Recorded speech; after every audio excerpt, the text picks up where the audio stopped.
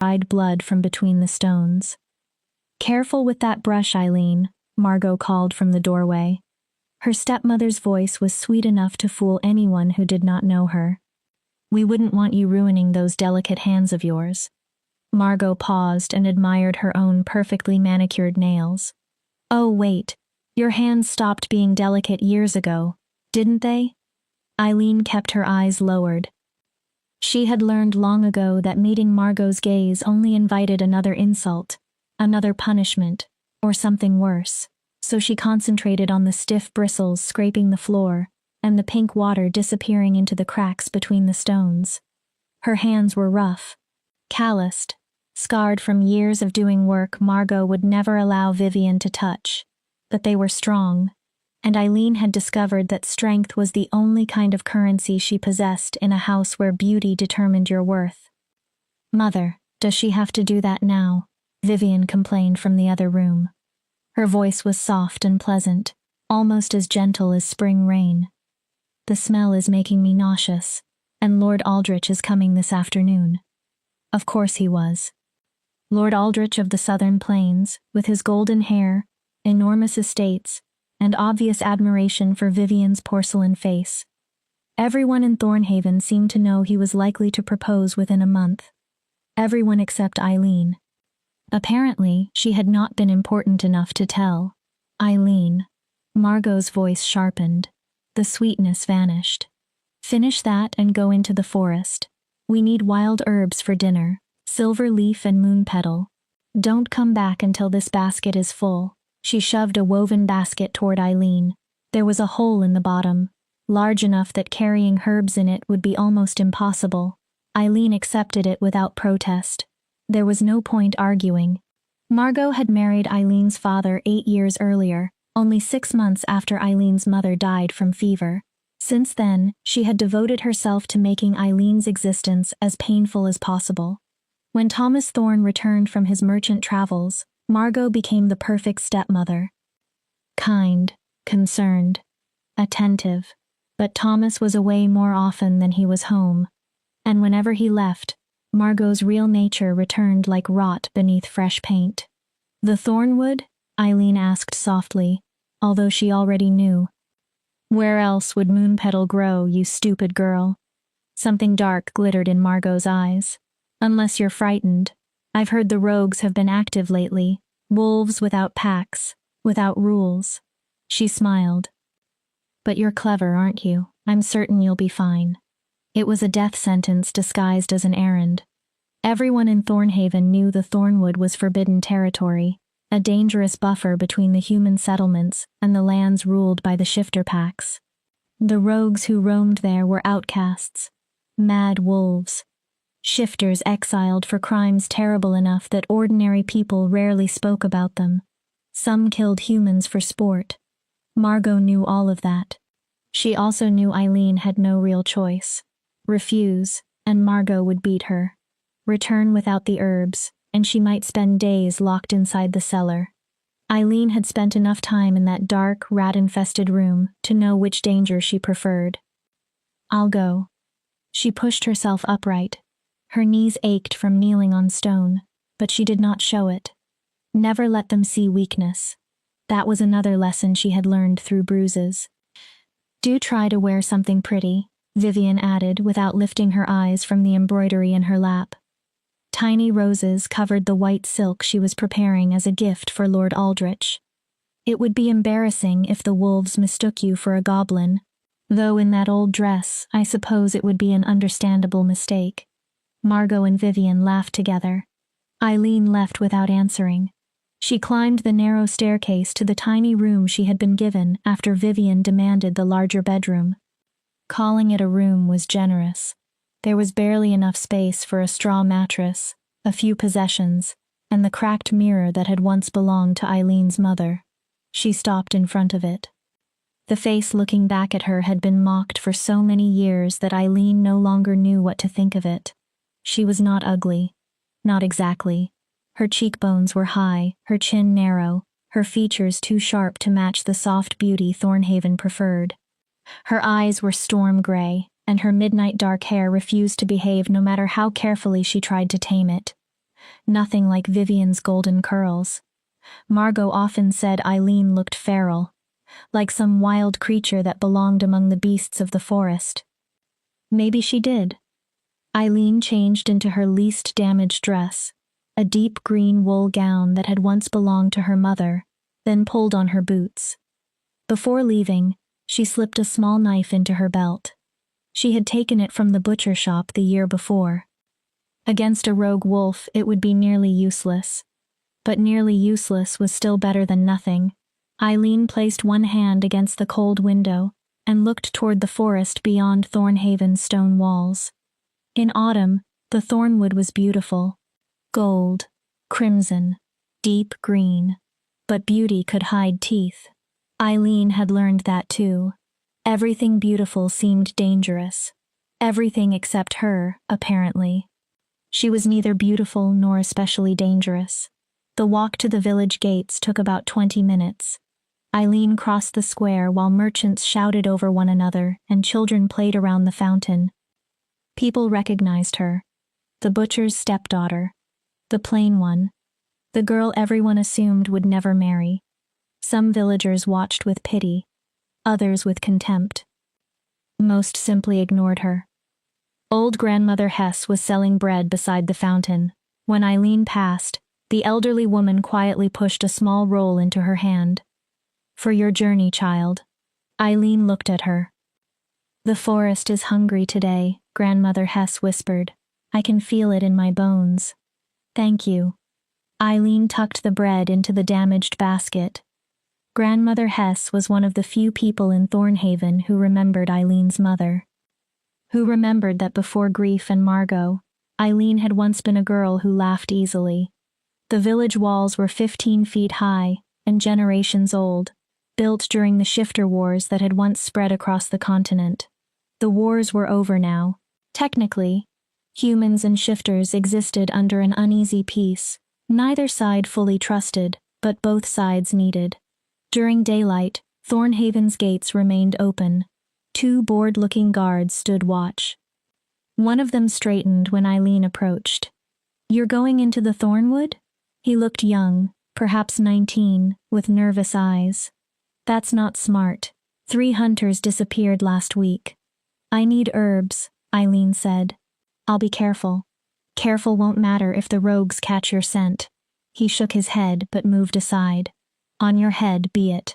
The thornwood swallowed Eileen almost immediately. One moment she stood beneath open sunlight.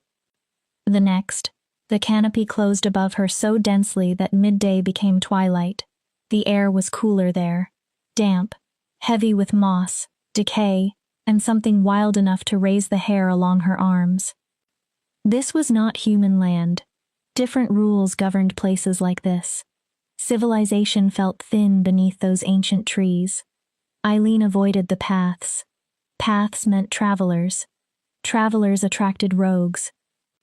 Instead, she pushed through the undergrowth, listening for running water. Her mother had taught her that moonpetal grew near streams, while silverleaf preferred rocky ground. The broken basket complicated everything. Twice, Eileen had to stop and use strips torn from her underskirt to create a makeshift lining so the herbs would not fall through the bottom. Margot would notice the missing fabric. There would be punishment, but that was a problem for later. First, she had to survive long enough to go home. Nearly an hour passed before she heard something strange. A sound that did not belong among rustling leaves and chattering squirrels. A whimper. High. Desperate. The sound of something small in terrible pain. Eileen stopped. Every sensible instinct told her to continue walking. Find the herbs. Leave the forest before dark. Do not investigate strange sounds in rogue territory. But her feet would not move. She knew that kind of cry. She had made it herself while locked in Margot's cellar, bruises spreading across her ribs, begging for someone to hear. No one had come. No one had cared. Against every instinct of self-preservation, Eileen followed the whimpering. She found the cub in a clearing roughly 30 yards from where she had been walking. It was tiny. Perhaps 10 weeks old. Its fur was the silver-gray color of storm clouds, and its eyes glowed gold even beneath the dim forest canopy. One hind leg was trapped between iron jaws. The metal teeth had bitten deep into delicate bone. Blood soaked the fur around the wound. The cub whimpered again, broken and terrified. Eileen's heart tightened. Then she realized the cub was not alone. 3 adult wolves prowled around it, huge, scarred. Their dirty coats were tangled and matted. Their movements were twitchy, unnatural, and there was no recognizable intelligence or mercy in their eyes. Rogues. One sprang toward the helpless cub and snapped at its exposed throat. The cub screamed. Eileen stopped thinking. If she had thought, she would have remembered that she was human. Small, untrained, completely outmatched. Instead, she seized a fallen branch and charged into the clearing. "Get away from him!" The 3 rogues turned. For one terrible heartbeat, Eileen saw her own death reflected in their eyes. "Go! Get out!" The largest wolf, a brindled male with a torn ear, exposed teeth almost as long as her fingers. Madness wearing fur. Hunger given a body. But Eileen had learned one useful thing during 8 years beneath Margot's roof. Victims who fought back were less enjoyable to torment. She swung the branch. It struck the brindled rogue across the muzzle. The animal yelped and recoiled, more shocked than wounded. "I said go!" Something raw tore through Eileen's voice. Years of fear, humiliation, rage she had swallowed until she barely remembered it existed. For a moment, even the rogues hesitated. They circled her instead, testing, searching for weakness. Eileen kept the branch raised and positioned herself between them and the trapped cub. Her heart slammed against her ribs. Her hands trembled, but she refused to run. Running meant death. If she died here, she would do it standing. The brindled rogue lunged. Eileen swung with everything left inside her.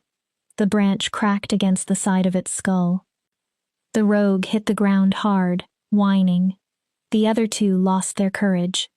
They backed away with their ears flattened, before turning and crashing through the undergrowth. Eileen remained standing with the branch raised until she could no longer hear them.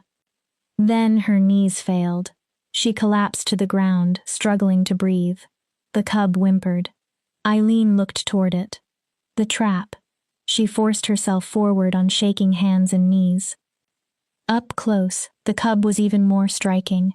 Silver-gray fur, molten gold eyes, delicate bone structure that suggested an important bloodline. This was not an ordinary wolf. It was a shifter child, young enough that it had not yet learned to take human form. "It's all right," Eileen whispered. "I'm going to help you." She had no idea whether it understood. The trap was old and brutally heavy. Eileen drew the knife from her belt and worked at the mechanism, trying to pry the release apart. The cub cried softly but stayed almost perfectly still, as though it understood she was trying to free it. 10 exhausting minutes passed. Finally, the mechanism sprang. The cub jerked its mangled leg away and scrambled backward from Eileen. It balanced on 3 legs while blood dripped from the injured one. Storm-gray eyes met molten gold. "Go home," Eileen whispered. "Find your pack. You're young. You'll heal. You'll—" Footsteps crashed through the trees. Human footsteps. Several voices followed. "I saw the rogues come this way. There's blood. Fresh kill. Search the clearing." Eileen froze. Hunters. Or worse, humans who worked with rogue wolves for money. Either possibility was dangerous. A human alone inside the thornwood was already suspicious. A human standing beside an injured shifter child could easily be executed before anyone bothered asking questions. Eileen looked at the cub. "Hide." The voices grew closer. "Now." She grabbed her basket and ran. She made it perhaps 50 yards before the world tilted. Her vision blurred. Her legs tangled beneath her. Eileen fell. Her head struck a moss-covered stone. Pain exploded behind her eyes, white and violent. Copper filled her mouth. For one confused moment, She wondered whether one of the rogues had bitten her without her noticing, whether venom or poison was moving through her blood. Darkness reached for her. Her final thought was of the cub's golden eyes, and the strange certainty that she had just saved something far more important than she understood. Then a howl rolled through the thornwood. Deep, resonant, furious. It sounded like vengeance given a voice. And then there was nothing. Chapter 2. Gold Eyes and Judgment. Eileen woke smelling pine and smoke, with the absolute certainty that she was going to die. Pain throbbed through her skull with every heartbeat. She tried to move. Rope cut into her wrists. Her hands were tied behind her. Her ankles were bound too. Something hard pressed beneath her body. At first she thought it was stone. No, wood, polished cedar, carrying another scent beneath it, something wild and clean she could not identify. Eileen forced her eyes open. The room was enormous, easily 40 feet across, with a vaulted ceiling supported by beams carved from entire trees. High, narrow windows spilled sunlight across the floor. Dust floated through the beams of light like tiny stars. Tapestries covered the walls. Wolves running beneath full moons. Battles between humans and shifters.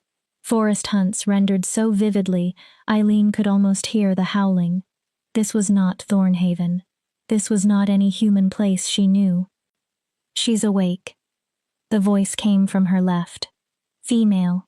Cold. Eileen turned her aching head. A woman stood several feet away. Magnificent was the only word Eileen could think of. Nearly 6 feet tall, with silver blonde hair braided almost to her waist. Her pale blue eyes were nearly colorless and held the same predatory awareness Eileen had seen in the cub. She wore silver-studded leather armor. A well-used sword rested at her hip.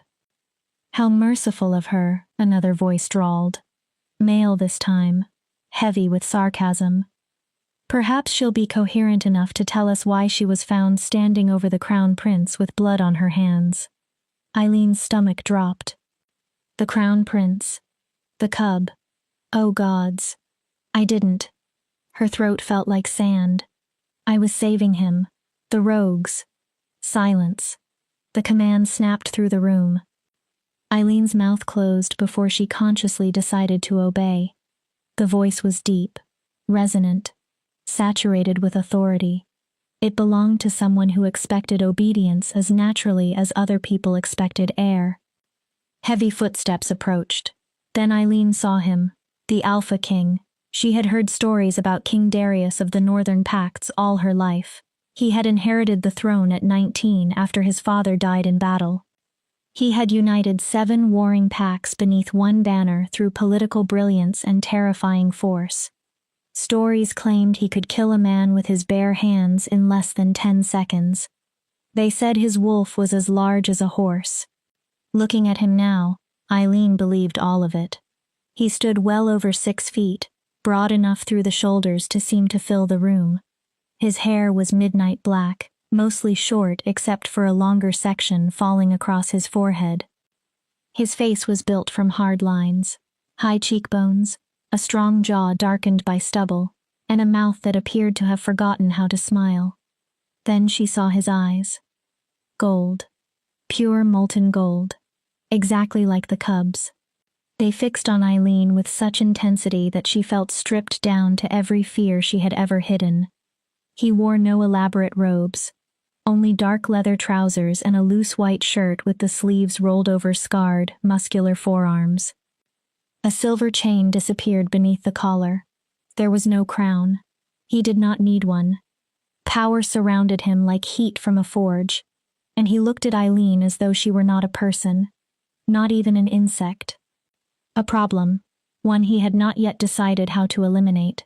Your name, not a question. Eileen, her voice barely carried. Eileen Thorne. He repeated it slowly.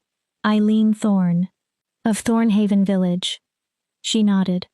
How did he know? Had someone searched her belongings? Questioned the village? Darius began circling her. Despite his size, his boots made almost no sound on the polished floor. Eileen felt like prey being inspected. measured, catalogued, judged. She forced herself to breathe. My scouts found you in the thornwood, Darius said, almost conversationally. Somehow that frightened her more than shouting would have. Unconscious, bleeding from a wound to the head. He stopped. And 50 feet away, they found my son, the crown prince of the Northern Pacts, heir to 7 territories and a bloodline more than 1,000 years old. His voice hardened. His leg was nearly severed by an iron trap, and he was whimpering like a common dog. The disgust behind the last phrase was unmistakable. The trap wasn't mine, Eileen said quickly. He was already caught when I found him. Rogues were attacking him, and I... And you what? The Alpha King moved closer. You expect me to believe that you, a human girl who might weigh 100 pounds soaking wet, drove off 3 adult rogue wolves with a stick? Put that way, it sounded absurd. I didn't think, Eileen admitted. There was no point trying to deceive someone who might literally smell a lie. I heard him crying. I couldn't leave him there. Something flashed through Darius's golden eyes. Too fast to understand. Then his expression returned to ice. Commander Lyra. The silver-haired woman stepped forward. What did the trackers find? Rogue scent covered the clearing, Your Majesty. 3 adults, male, all carrying the madness stink. She spoke with precise military calm. The ground shows signs of a struggle, broken branches, disturbed soil, blood from multiple sources. She paused. The prince's blood, rogue blood. Her pale eyes moved to Eileen. And human blood. Hers? She was bleeding before she collapsed. The trap? Old iron, illegal construction. The design is usually used by poachers hunting bears. Judging by the rust, it had been set on that game trail for several days. Lyra's mouth tightened. Someone intended to catch a shifter cub. Her expression darkened. And they intended the cub to suffer. A growl rolled through the room. Low. Animal. Darius's golden irises seemed to burn brighter. For one instant, Eileen saw something ancient staring through his eyes. His wolf. Lethal. Furious. Then he forced it back under control. And the prince's testimony? He cannot shift to speak yet, Lyra said. He's too young. But... She hesitated. Darius looked at her. But what? He refuses to leave her. Silence. When the healers tried to carry him to the infirmary, he bit 3 of them. Then he stood guard beside her unconscious body. His nursemaid finally distracted him with fresh meat, long enough for us to move him. Darius stared at Eileen. She could not tell whether he was searching for truth or guilt. Finally he spoke. Either you're the finest liar I've ever encountered, or you're a fool. His mouth shifted, almost a smile but not quite.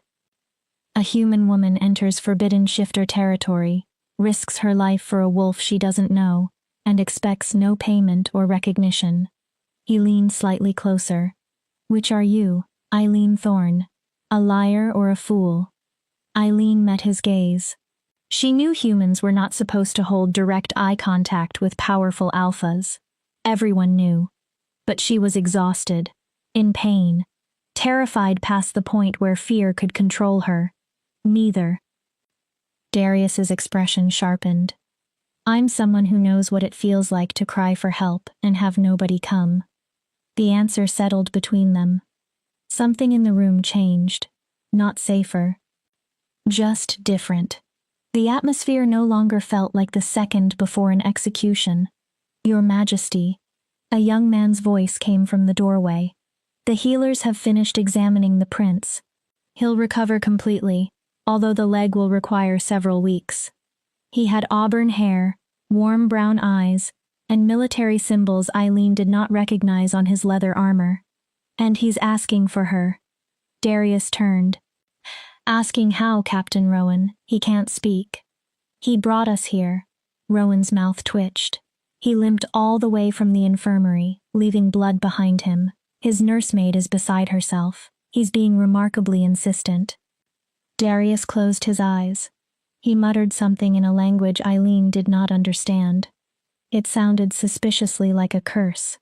When his eyes opened again, he looked at Eileen differently, still guarded, but considering. Untie her. Commander Lyra stiffened. Your Majesty, we haven't confirmed. My son is a better judge of character than any tracker. Darius's voice was final. If he trusts her, that is evidence enough. He looked at Lyra. Untie her. Now. Lyra's jaw tightened, but she obeyed. She drew a silver-bladed knife with a bone handle and cut through the ropes binding Eileen's wrists and ankles. Eileen immediately touched the back of her head. Her fingers came away sticky with half-dried blood. Can you stand? Darius asked. Eileen tried.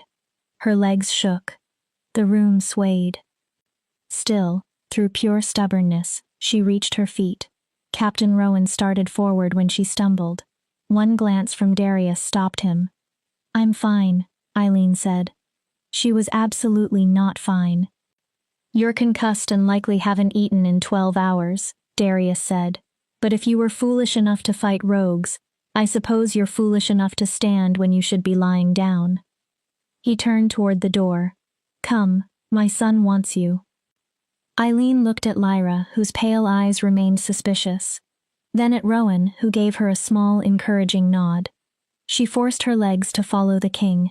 Only while walking through the seemingly endless corridors did Eileen fully understand where she was. A palace.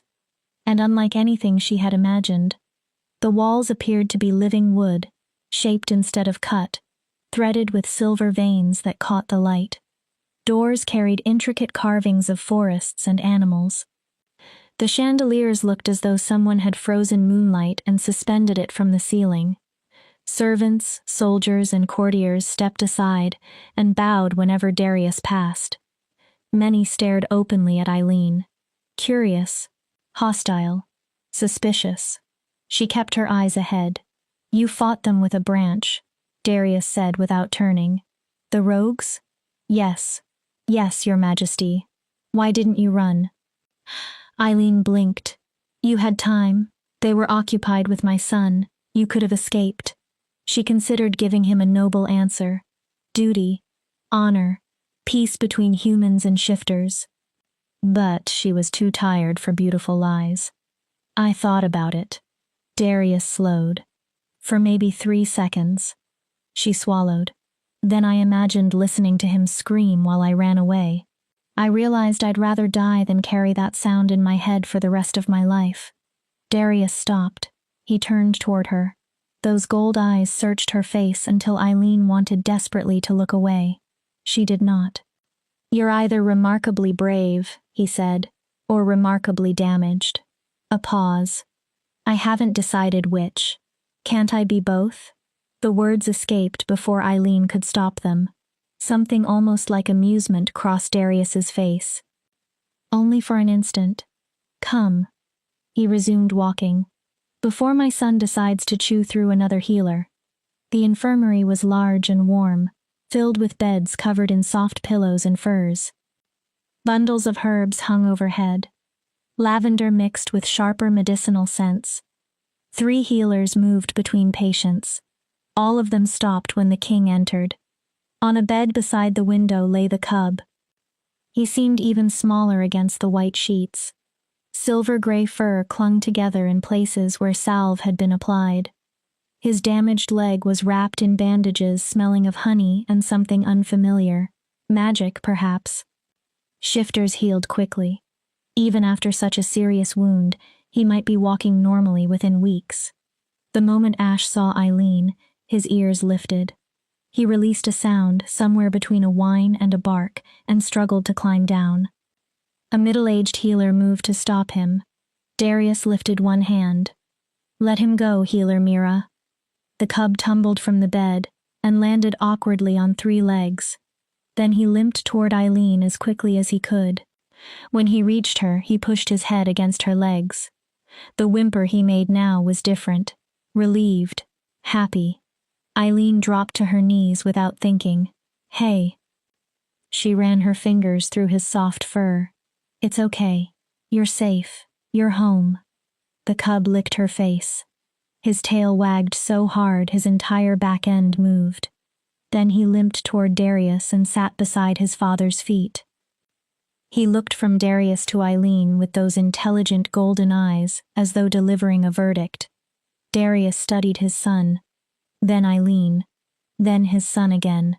It appears, he said slowly, that I am in your debt, Eileen Thorne. No debt, Your Majesty. She answered too quickly. Every human knew stories about shifter debts. They were dangerous. I'm only glad he's safe. That is not how this works. Darius's voice was firm. You saved the Crown Prince's life. Under our laws and customs, that creates a debt, a bond that must be repaid. Eileen's heart sank.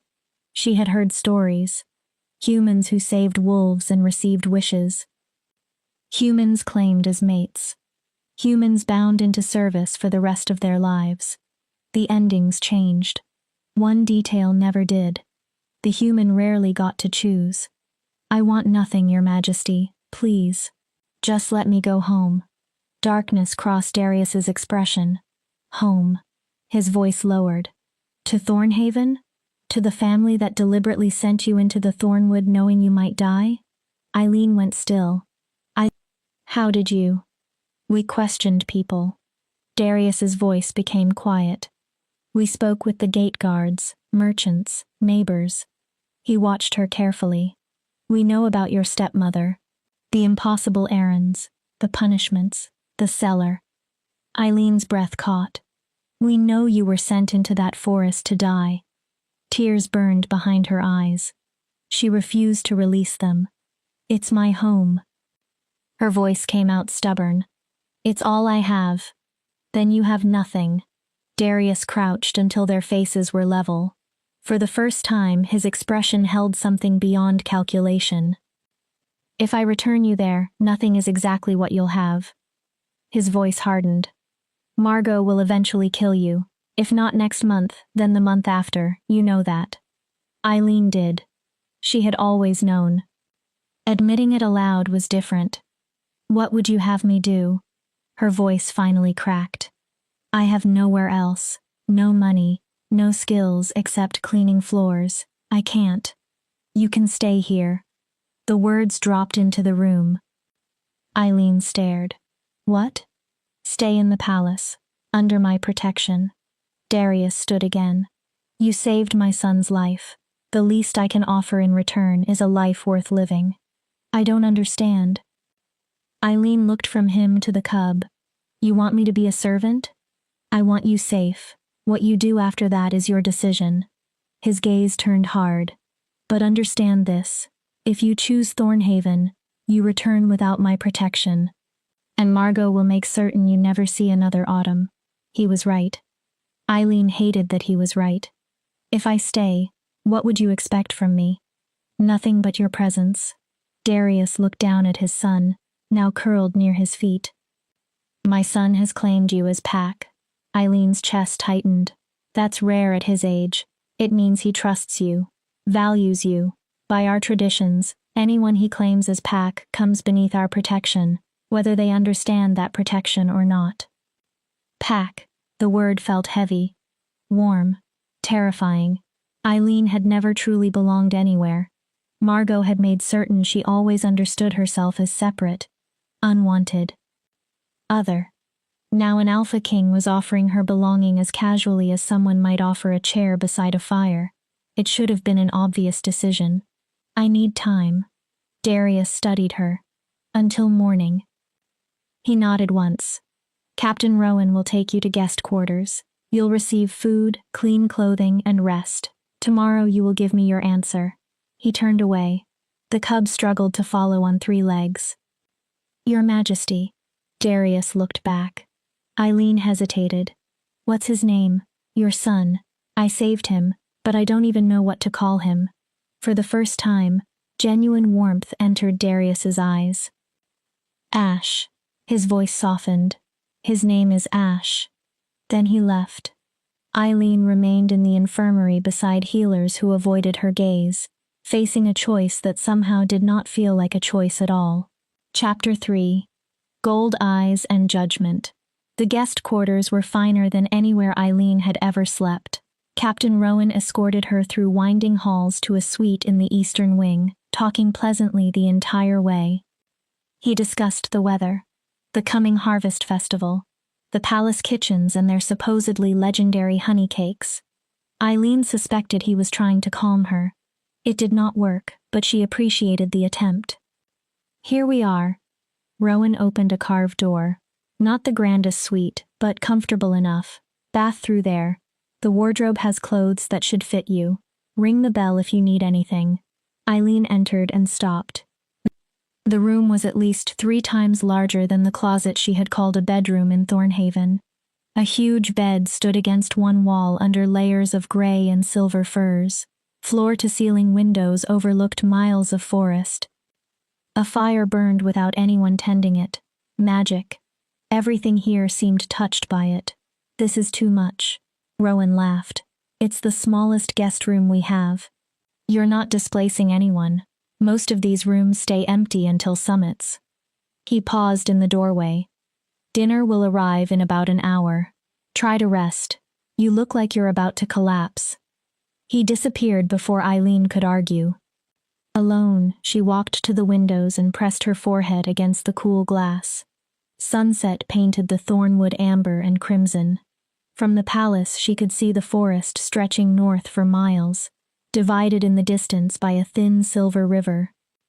Somewhere beyond those trees stood Thornhaven, Margot, Vivian, her father, assuming he had even returned from his travels. Did they know she was alive? Did any of them care? A knock interrupted her thoughts. A young woman entered carrying a tray overflowing with food. She could not have been older than 16. Auburn curls framed a freckled face. Begging your pardon, miss. I'm Petra. I'll be looking after you while you're staying here. She placed the tray down. Is there anything you need? A bath? Fresh bandages for your head? Eileen touched the wound. It had stopped bleeding but still throbbed. A bath would be wonderful. Thank you. Of course. Petra hurried toward the bathing room. I'll start the water. There's healing salve in the wardrobe too. Gray jar, silver lid. His Majesty ordered it especially for you and told us to make sure you use it tonight. The king had personally ordered medicine for her. Eileen had no idea what to do with that fact. She placed it among the many impossible things that had happened since morning and turned to a more immediate concern: food. There was enough on the tray for 3 people. Roasted chicken seasoned with unfamiliar herbs, hot bread, butter, honey-glazed vegetables, a slice of berry pie that made Eileen's mouth water. When had she eaten last? Yesterday morning? Margot had sent her into the forest before lunch. Eileen began eating with the speed of someone accustomed to meals disappearing if she did not finish quickly enough. Years of scarcity defeated manners. Halfway through the tray, she remembered Petra might return and forced herself to slow down. The bath was almost painfully luxurious. Hot lavender-scented water, soft soap, clean towels rather than the rough cloth she had always used. Petra left the healing salve beside the tub. When Eileen finally climbed out, she rubbed it carefully into the injury on her head. Cool tingling replaced the throbbing pain. Within minutes, the ache softened. The wardrobe contained simple, practical dresses rather than noble gowns, but they were finer than anything Eileen owned. She chose soft gray wool because it reminded her of Ash's fur. After braiding her damp hair, she climbed into bed. Exhaustion filled her bones. Sleep refused to come. Her thoughts moved endlessly through everything that had happened. She had saved a prince, fought 3 rogues, been carried into a shifter palace, questioned by an alpha king whose eyes seemed powerful enough to burn through lies, and now that same king had offered her protection. Tomorrow she had to answer him. The rational decision was obvious. Stay. Accept warmth, food, safety. A future without beatings, starvation, or days inside a cellar. Darius had claimed he wanted nothing from her except her presence, but safety always cost something. didn't it? What would he eventually expect? What exactly did it mean that Ash had claimed her as Pack? What happened if she violated a shifter custom she did not understand? If she disappointed them? If they decided she was more trouble than she was worth? At least Thornhaven was familiar. She understood Margot's moods. She knew how to make herself invisible. How to survive. Here, she was blind. And uncertainty frightened Eileen almost more than cruelty. A scratching noise came from the door. She sat upright. Night had fallen completely. Only the magical fireplace illuminated the room. Who's there? Scratch. Scratch. More insistent now. Eileen climbed from bed and approached cautiously. She pressed her ear to the wood. A whimper. A familiar one. She opened the door. Ash sat in the corridor. His bandaged leg stuck awkwardly to one side. Golden eyes stared up at her. His tail moved once, tentatively, as though he was unsure she would welcome him. What are you doing here? Eileen looked up and down the empty hallway. Does your father know you're wandering around with a broken leg? Ash made a quiet chuffing noise. Then he limped directly past her without permission. He crossed the room, curled onto the rug beside the fireplace, lowered his head to his paws, and sighed. Eileen stared. You can't stay here. I'm not. This isn't. Ash was already asleep. His sides rose and fell peacefully. Tiny snores escaped his muzzle. One hind leg twitched as though he were running through a dream. Eileen should have returned him. The Crown Prince could not simply camp inside a human guest's room like an abandoned puppy. She should wake him. Find a nursemaid. Do something sensible. Instead, Eileen pulled a pillow from the bed and lay beside him on the rug. Up close, she could see how small he really was. How delicate beneath all that fur. If the rogues had succeeded, you're going to get me into trouble, she whispered. Her fingers moved gently through his fur. You understand that, don't you? Ash's tail thumped once in his sleep. Eileen smiled. She closed her eyes. Only for a moment, she told herself. Just until she decided what to do. She woke to chaos. I swear to the gods, if that cub has gotten himself killed, I will personally. Your Majesty, please. I'm sure he's only exploring. He has a broken leg, Mira. He should not be exploring. He should be resting. When I find him, I'm going to. The voices were approaching through the hallway. Eileen jerked upright. Her back screamed from sleeping on the floor. Gray morning light entered through the windows. Ash was awake too. His ears flattened. He knew. You, Eileen whispered fiercely, are going to get both of us killed. The door burst open. Darius stood there. His hair was disordered. His shirt half untucked. He looked like a king who had spent hours searching his entire palace. Commander Lyra stood to one side, Captain Rowan to the other. Healer Mira hovered behind them. Every one of them froze. Eileen sat on the floor in yesterday's borrowed dress.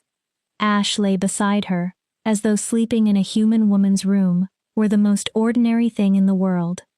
I can explain, Eileen said quickly. Can you? Darius's tone suggested otherwise. He came to my door last night. I was going to return him, but then he fell asleep, and I didn't want to wake him, and I... She was babbling. Eileen stopped herself. I'm sorry, Your Majesty. I should have taken him back immediately. Darius stared. First at her, then at Ash, who at least had enough sense to appear somewhat ashamed, then back to Eileen. Did he sleep through the night? Eileen blinked. Yes, I think so. No nightmares? No, Your Majesty. No crying? No. She hesitated. He snored a little. Darius closed his eyes. Again, he muttered something in the foreign language she had heard before. When he opened them, exhaustion replaced anger. Ash has not slept through an entire night since his mother died 6 months ago. Eileen stopped breathing for a second. He wakes every few hours crying. We've tried nursemaids, sleeping drafts, even letting him sleep with me. Nothing has worked. The meaning settled over Eileen slowly. This tiny cub had lost his mother, and somehow a human stranger had made him feel safe enough to sleep. I didn't know. Her voice fell. I'm sorry. Don't apologize. Darius dragged a hand through his already ruined hair. If you managed to make him sleep, I should probably be thanking you. Something complicated crossed his face. May I come in? Eileen almost laughed from nerves. It's your palace, Your Majesty. For now, it is your room. He turned. Everyone out. I need to speak with her privately. Lyra clearly wanted to object. One look from Darius stopped her. The others left. Mira gave Eileen a sympathetic glance before closing the door. Darius walked to the window. For a long moment, he stood with his back toward Eileen and Ash. Without the full force of his authority, he looked different. Tired. Not ordinary tired. Bone-deep tired. His mother was killed by rogues. His voice was low. 6 months ago, during a border patrol. Eileen remained silent. She was one of our greatest warriors, second commander of the Northern Guard. His hands closed into fists. My mate, the woman who would have been queen. He stared outside. We were supposed to grow old together. Darius inhaled slowly. The rogues ambushed her patrol. She died protecting her soldiers. She died a hero. I'm sorry. There was nothing else Eileen could say. Ash was 4 months old, too young to understand death, but old enough to understand that his mother never came back.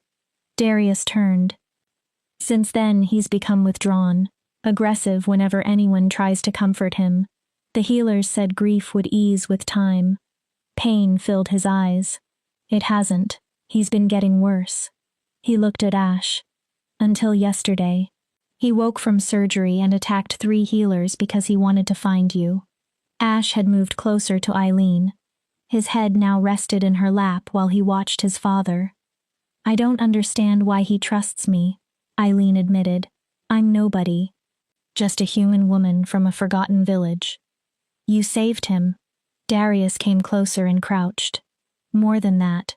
You fought for him when every sensible instinct should have told you to run. His eyes held hers. You saw something suffering, and your first response was to help. Consequences be damned. His voice softened. That isn't nobody, Eileen Thorne. That's someone worth knowing.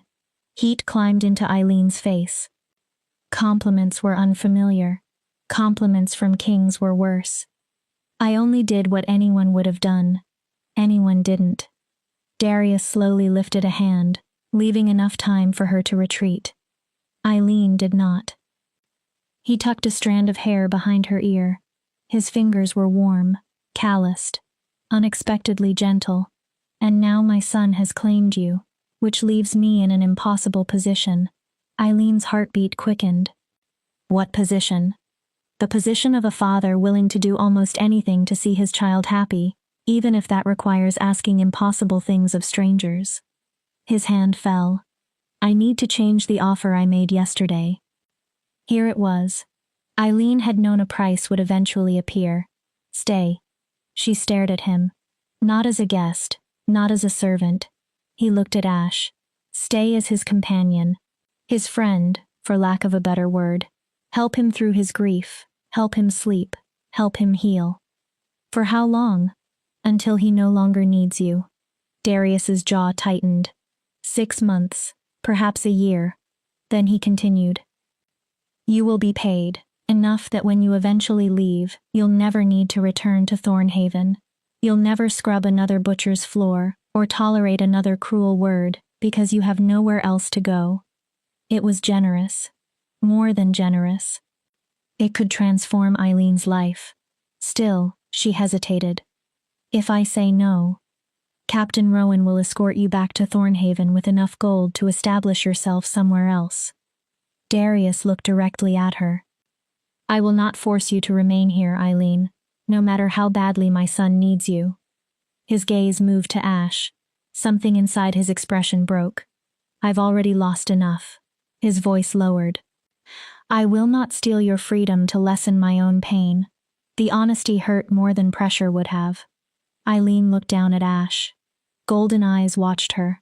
She remembered him pressing against her legs, sleeping through the night for the first time in months, whimpering faintly inside dreams haunted by a mother who would never return. Then she thought of Thornhaven, Margot's casual cruelty, Vivian's laughter, the cellar, the hunger, the certainty that one day Margot would finally go too far. Then this room, this palace, a grieving king asking for her help. There was only one answer. I'll stay. Ash's ears lifted. Not because of the money, not because you're offering freedom. Eileen looked at Darius. I'll stay because he needs someone, and I know what it feels like to need someone who never comes. She drew a breath. But I have conditions. Respect flickered across Darius's face. Name them. I want to learn. His brows rose slightly. Everything I can. Reading, writing, mathematics, history, politics. Everything I never had time to learn because I was too busy surviving. Her voice strengthened. If I'm staying here, I want to become more than what I was allowed to be. Done. Darius did not hesitate. What else? When Ash gets better, when he no longer needs me, you let me leave. No debts, no obligations. A clean ending. Done.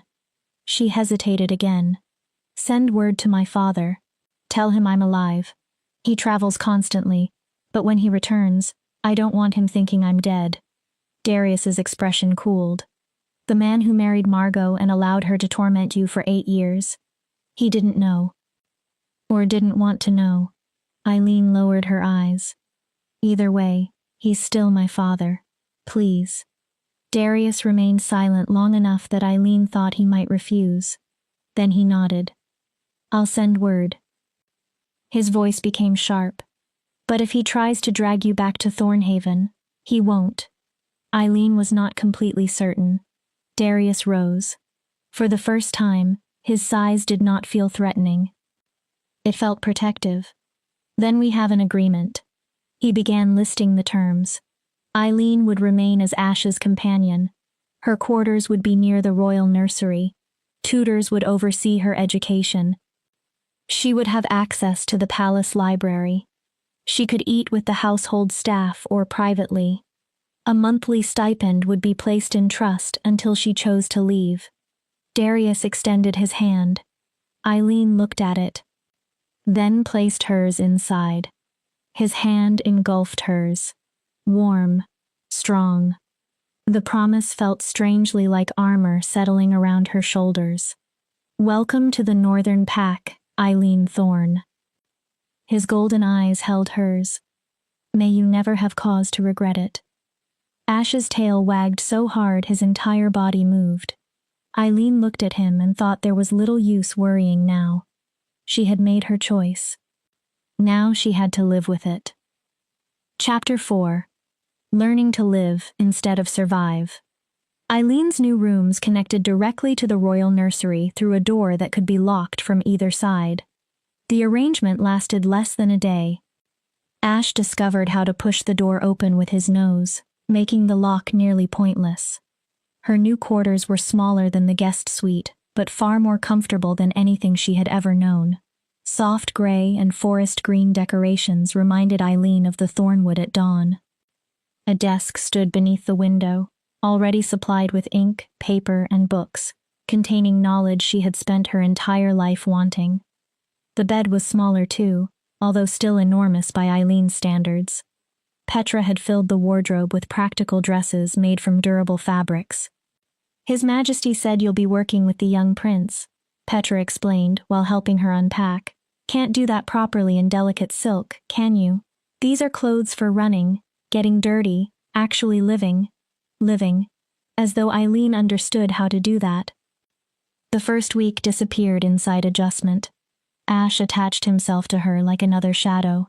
His injured leg was still healing, but that did not stop him from following her with determined little steps. When Eileen ate, he sat beneath the table. When she slept, he curled on the rug beside her bed. More often, he climbed directly onto the bed. Healer Mira strongly disapproved. He's a prince. she protested on the third day. Not a house pet. There are traditions, protocols. He's a child who lost his mother. Eileen stroked Ash's fur. Protocol can wait until he finishes grieving. Mira studied her. You're either very wise or very foolish. That seems to be the general opinion. Mira sighed and surrendered. Darius kept his distance. He appeared from time to time to observe Ash's progress. He would pause in a doorway, golden eyes studying Eileen and his son, then give a brief nod before disappearing again. Every visit left Eileen with the strange feeling that she was being tested. She simply did not know for what. Her first tutor arrived on the 5th day. Master Benedict was an elderly, stooped man with kind eyes and fingers permanently stained by ink. He had spent 40 years educating royal children. He arrived carrying enough books to build a small wall. So, he lowered himself into the chair opposite Eileen's desk while Ash slept on her bed. His Majesty tells me you wish to learn everything. Eileen felt heat in her face. Where do we begin? Reading. She swallowed. I know letters, but I'm slow. Writing is worse. I can sign my name. Not much beyond that. Eileen waited for the condescension she had seen whenever educated people in Thornhaven discovered how little she knew. Benedict only nodded. A foundation, then. Excellent. Too many students attempt to run before learning to walk. He placed chalk and a slate on the desk. Show me everything you know. For 2 hours, Eileen concentrated harder than she could remember concentrating on anything. Benedict was patient, but demanding. He corrected the shape of every letter, made her repeat words, required her to write them again until her hand obeyed her mind. By the end, her fingers cramped and her head hurt.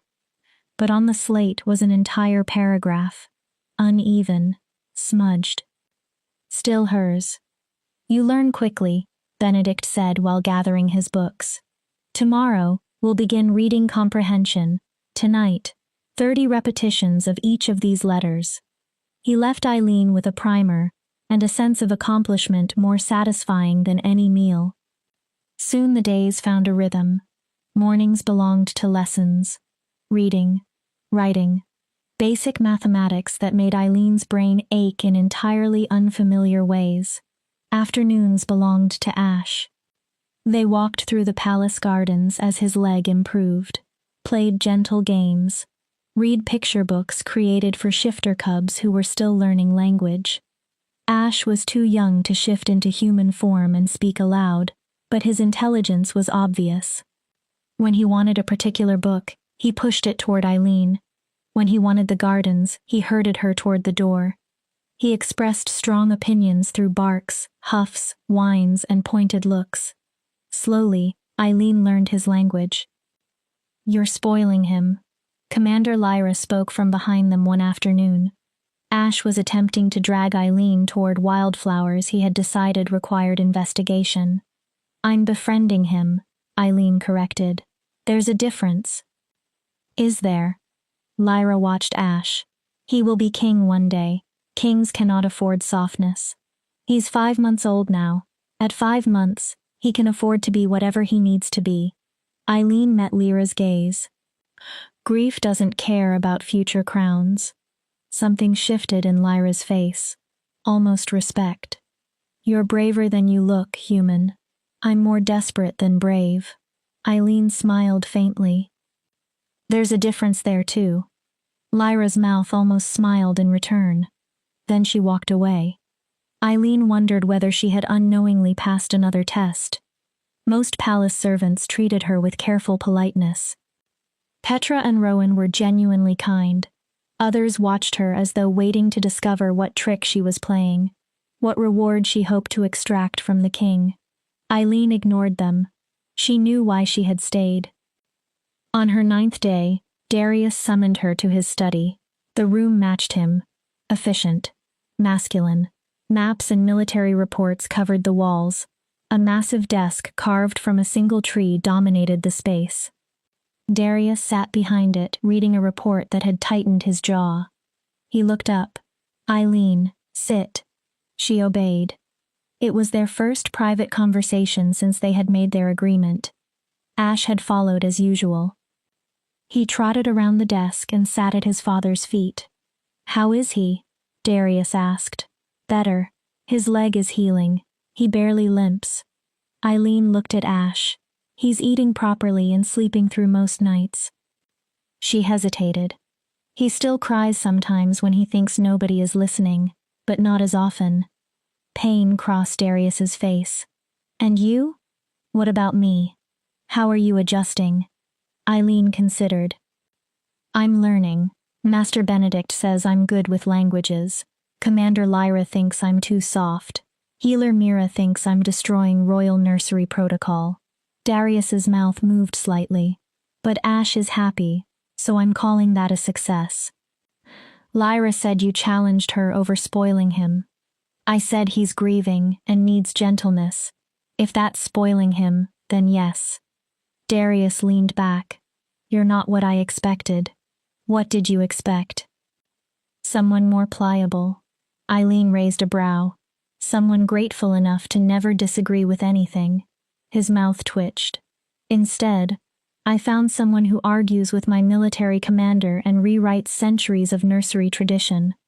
"Should I apologize?" "No." The answer was immediate. "Ash needs someone strong enough to defend what he needs." Darius's expression became serious. "Even against me, if necessary." Then he paused. "I received word from your father." Eileen's breath stopped. "Is he?"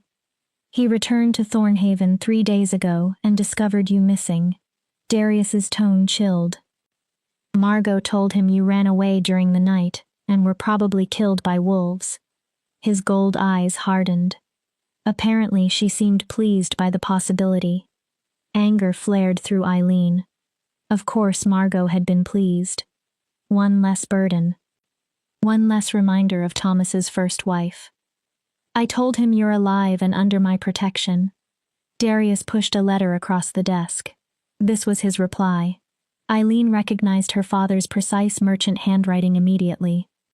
Her fingers trembled as she unfolded it. Thomas thanked King Darius for informing him that his daughter was alive. He wrote that he was deeply ashamed circumstances in his household had driven Eileen into such danger. He said he had confronted Margot about her treatment of Eileen and had taken steps to make sure such cruelty never happened again. If Eileen was content beneath the king's protection, Thomas would not demand her return. But he wanted her to know that she would always have a home with him if she chose it. He admitted he had failed as a father, and he hoped that someday he might earn her forgiveness.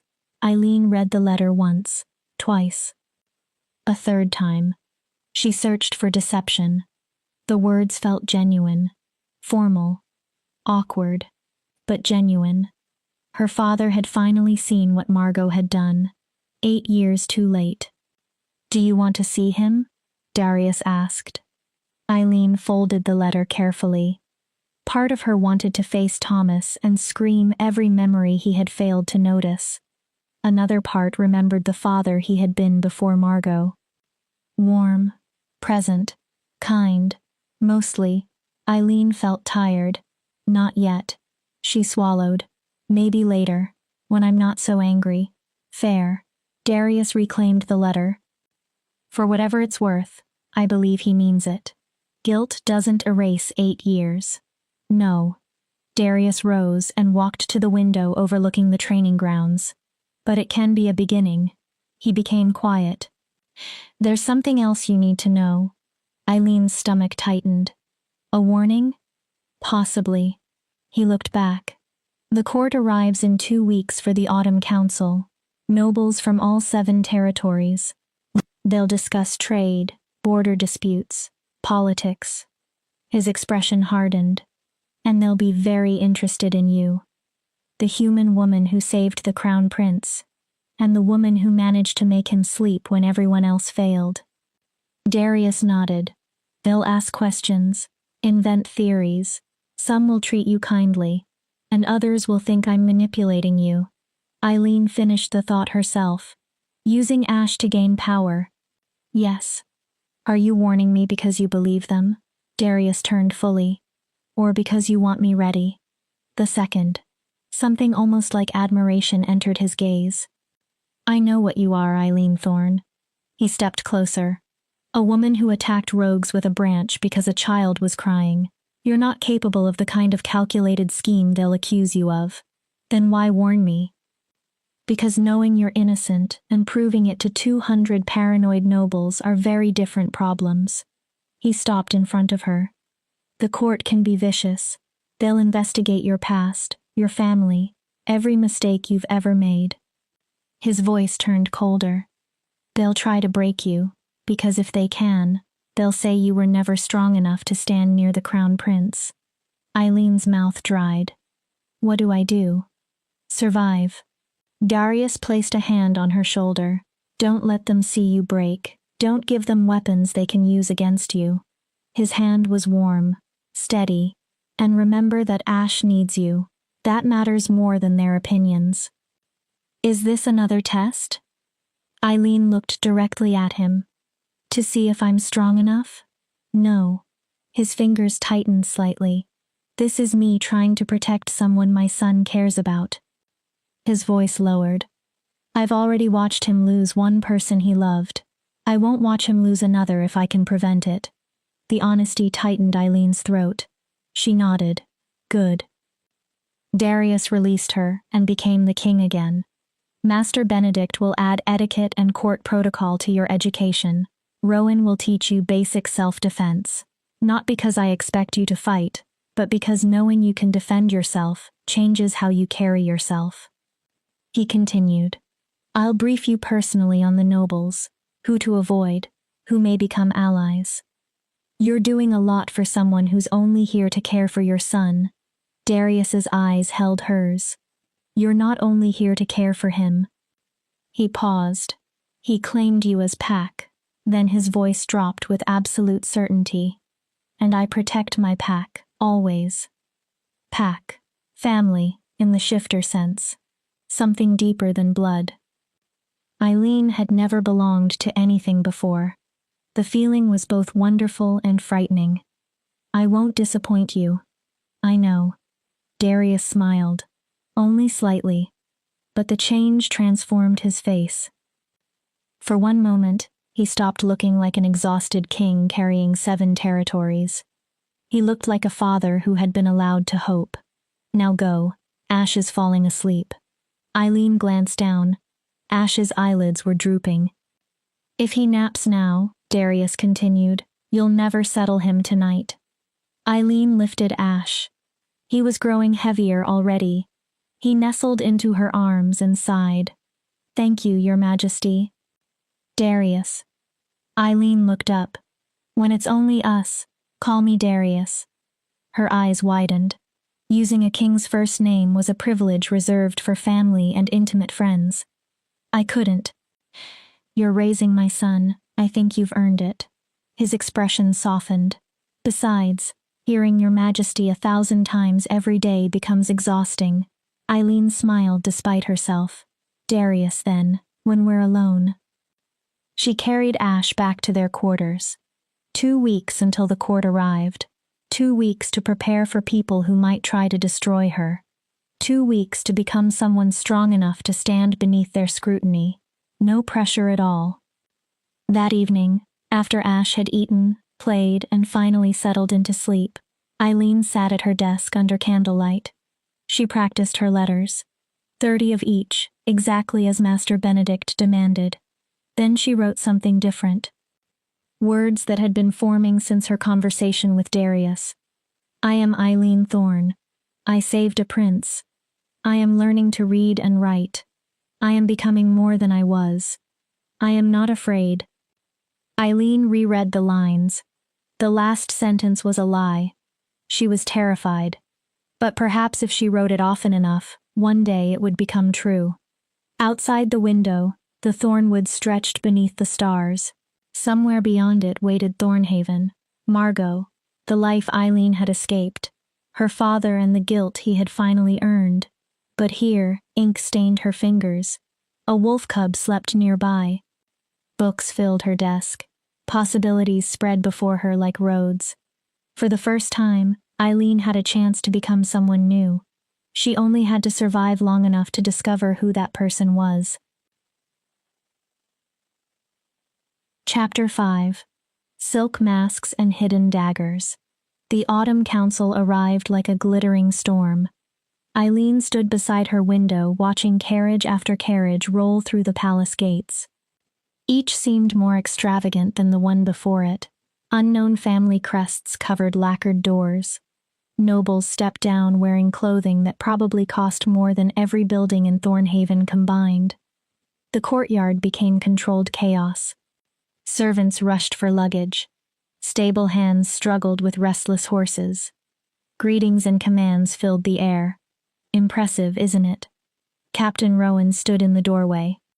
He had started checking on Eileen every day, supposedly because he needed to deliver reports for Darius.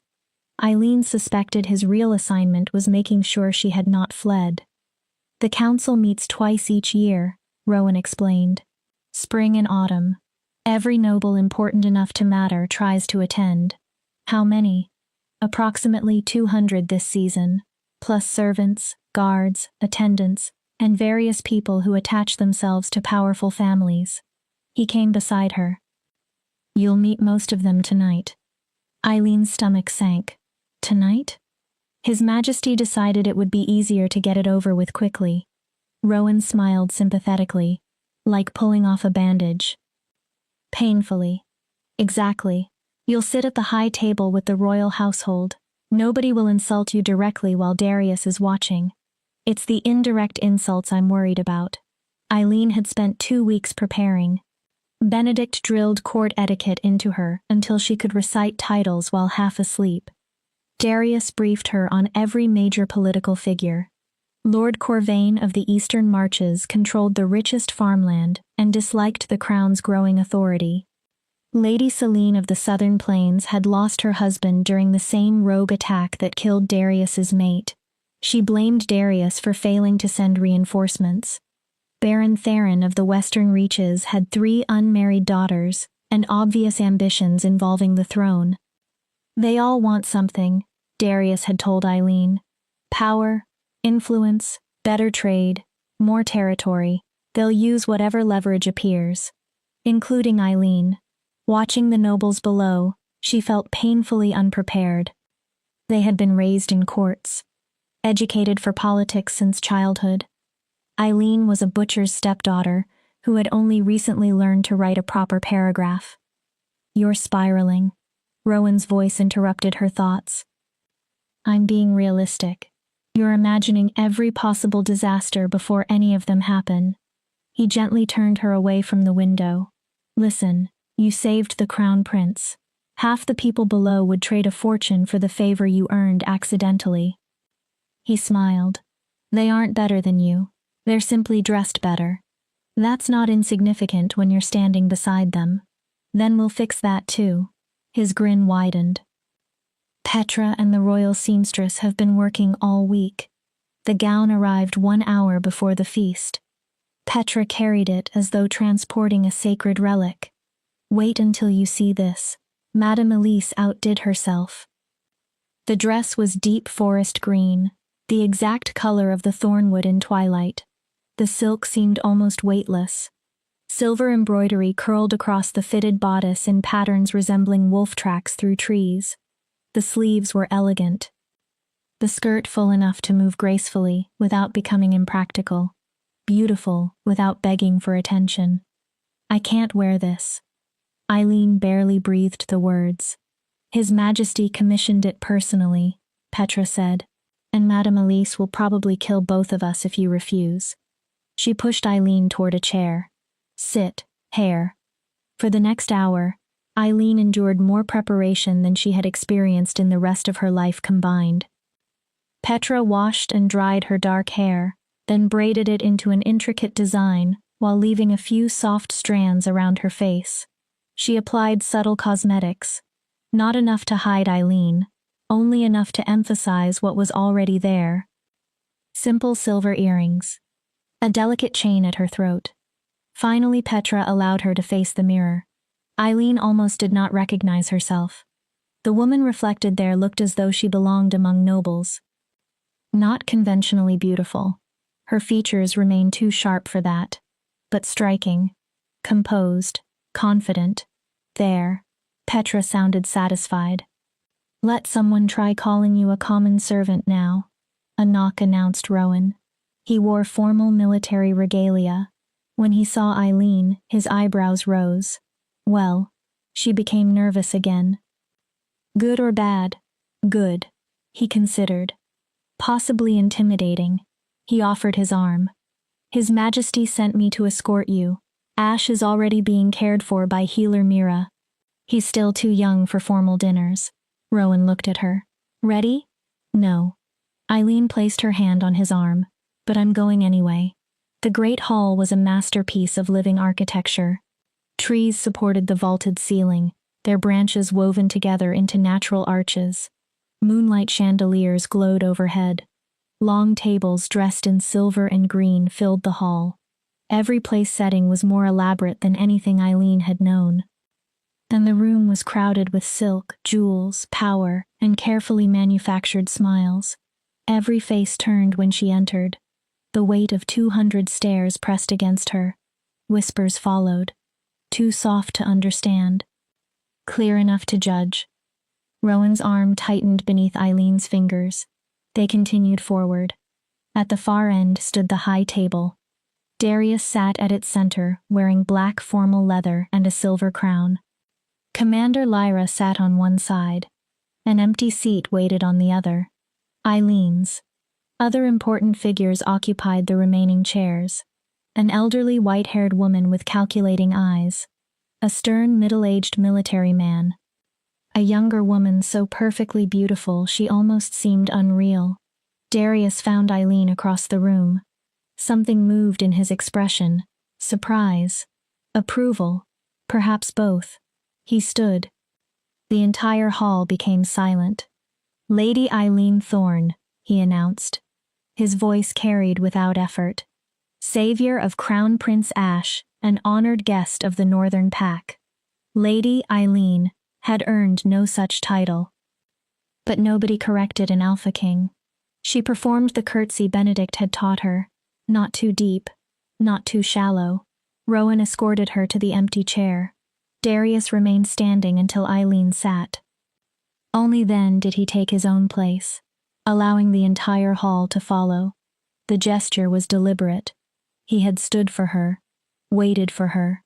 In one movement, Darius had publicly announced that Eileen mattered.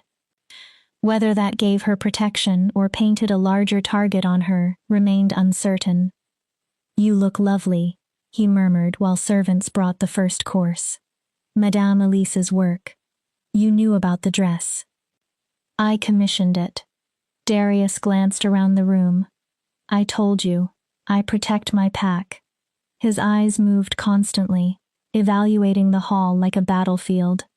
Ready? No. Good. She looked at him. Good? It means you're paying attention. Darius rose with his goblet. Silence spread again. He welcomed allies and friends to the Autumn Council. For 2 weeks, he said, the territories would strengthen relationships, settle disputes, negotiate trade, remember those lost, give thanks for the harvest, and plan for the future. The room echoed his toast. Then dinner began. The first course was a delicate, creamy soup. Eileen ate carefully, conscious of every movement. The white-haired woman across from her finally spoke. Lady Eileen, her voice was stronger than her age suggested. I am Dowager Lady Helena of the Northern Reaches. She studied Eileen's face. I knew your mother. Eileen nearly dropped her spoon. You what? Catherine Thorne, Catherine Ashford before her marriage. Helena's gaze sharpened. A distant cousin of mine, twice removed, but still blood. Eileen stared. She wrote to me once, many years ago, asking for help. Helena's expression tightened. I am ashamed to say I did not answer. By the time I decided to contact her, I learned she had died. Eileen struggled to absorb the revelation. Her mother had family connected to Shifter territory. Her mother had asked them for help. I never knew. Of course not. Catherine knew how to keep secrets. Helena's expression softened slightly. You look like her. Same eyes, same stubborn chin. She was fierce.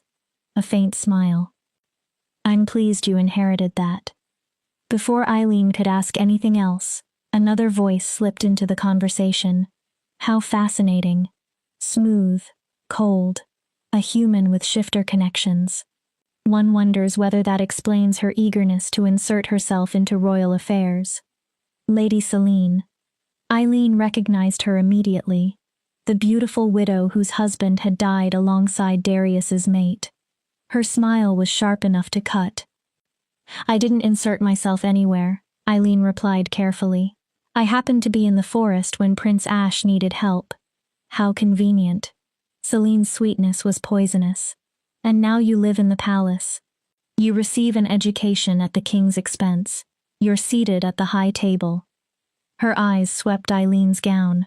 Quite an improvement from scrubbing blood off a butcher's floor. Conversations around them faded. Everyone wanted to hear. Darius tightened his hand around his goblet. Before he could intervene, Eileen answered. You're right. She kept her tone calm. It is an improvement. Selene's smile widened slightly. Just as saving a child's life is an improvement over standing aside while other people suffer. The smile disappeared. Eileen continued. But I suppose every person eventually decides what kind of person they want to be. Silence. The implication was cruel. Selene's husband and Darius's mate had died, and Selene carried her own guilt over that loss. Color vanished from her face, then returned bright red. How dare you? Lady Selene. Darius's voice cut through the hall, steel wrapped in calm. If you have concerns about Eileen's presence, bring them to me privately. His eyes turned dangerous. You will not insult my guest at my table. Is that understood? Selene lowered her gaze. Of course, Your Majesty. My apologies. She did not sound apologetic. She sounded furious. Dinner continued. But now the nobles were no longer merely curious. They were calculating, evaluating what Eileen represented, who she supported, how she might be useful. Between courses, people introduced themselves. Some were genuinely kind.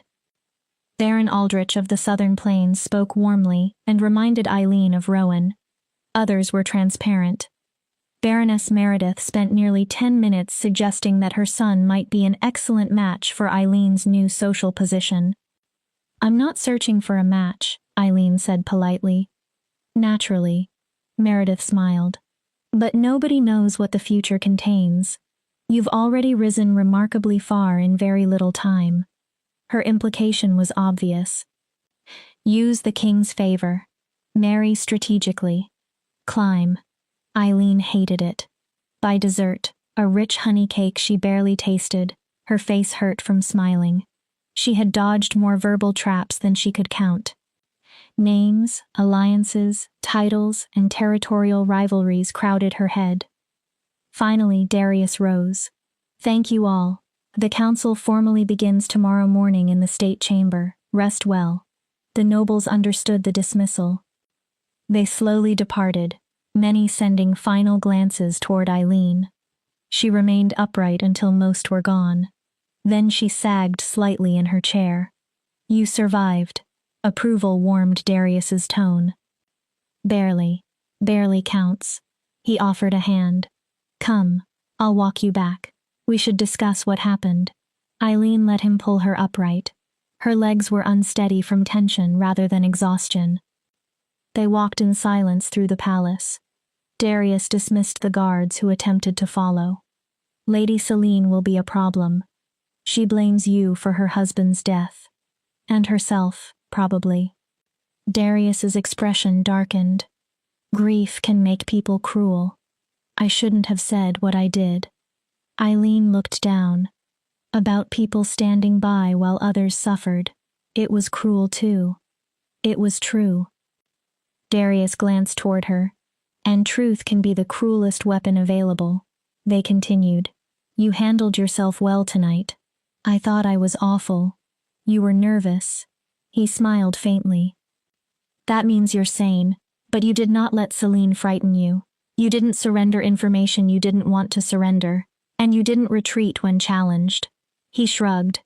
For a first appearance at court, that's enough. At Eileen's door, Darius stopped instead of leaving. His expression became troubled. What? Lady Helena. He studied her. Did you know your mother had connections with the Shifter territories? No. I didn't even know Ashford was her maiden name. The Ashfords are an old human family with deep connections to Shifter communities. They've served as intermediaries between our peoples for centuries. Darius's eyes narrowed thoughtfully. If Catherine contacted Helena, she may have wanted to bring you into that world, give you allies capable of protecting you. Eileen remembered her mother's final months. The fever. Whispered conversations she had been too young to understand. She had only been around 10. She died before she could explain anything. Then we'll discover it together. Darius lifted his hand. He tucked a loose strand of Eileen's hair behind her ear. The gesture was becoming strangely familiar. Helena can be trusted. If she claims your family, she means it. That connection may help you. Eileen frowned. Why does everyone keep speaking about what will help me in the days ahead? What exactly is coming? Darius's expression changed. Tomorrow, the council begins formal discussion of the rogue attacks. He lowered his hand. They're increasing. They aren't random anymore. Someone appears to be organizing the rogues. An army? Possibly.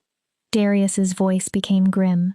And once we discuss that, someone will inevitably ask how Ash ended up inside an illegal trap in the Thornwood. Eileen understood. They'll investigate. Yes. They'll want to know if the trap was meant for him.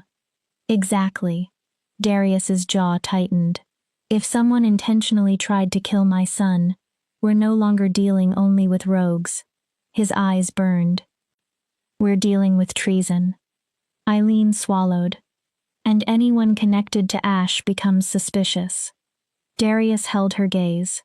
Including you. The words landed heavily. They'll think I said it. Some will suggest it. Others will defend you. He looked angry at the thought.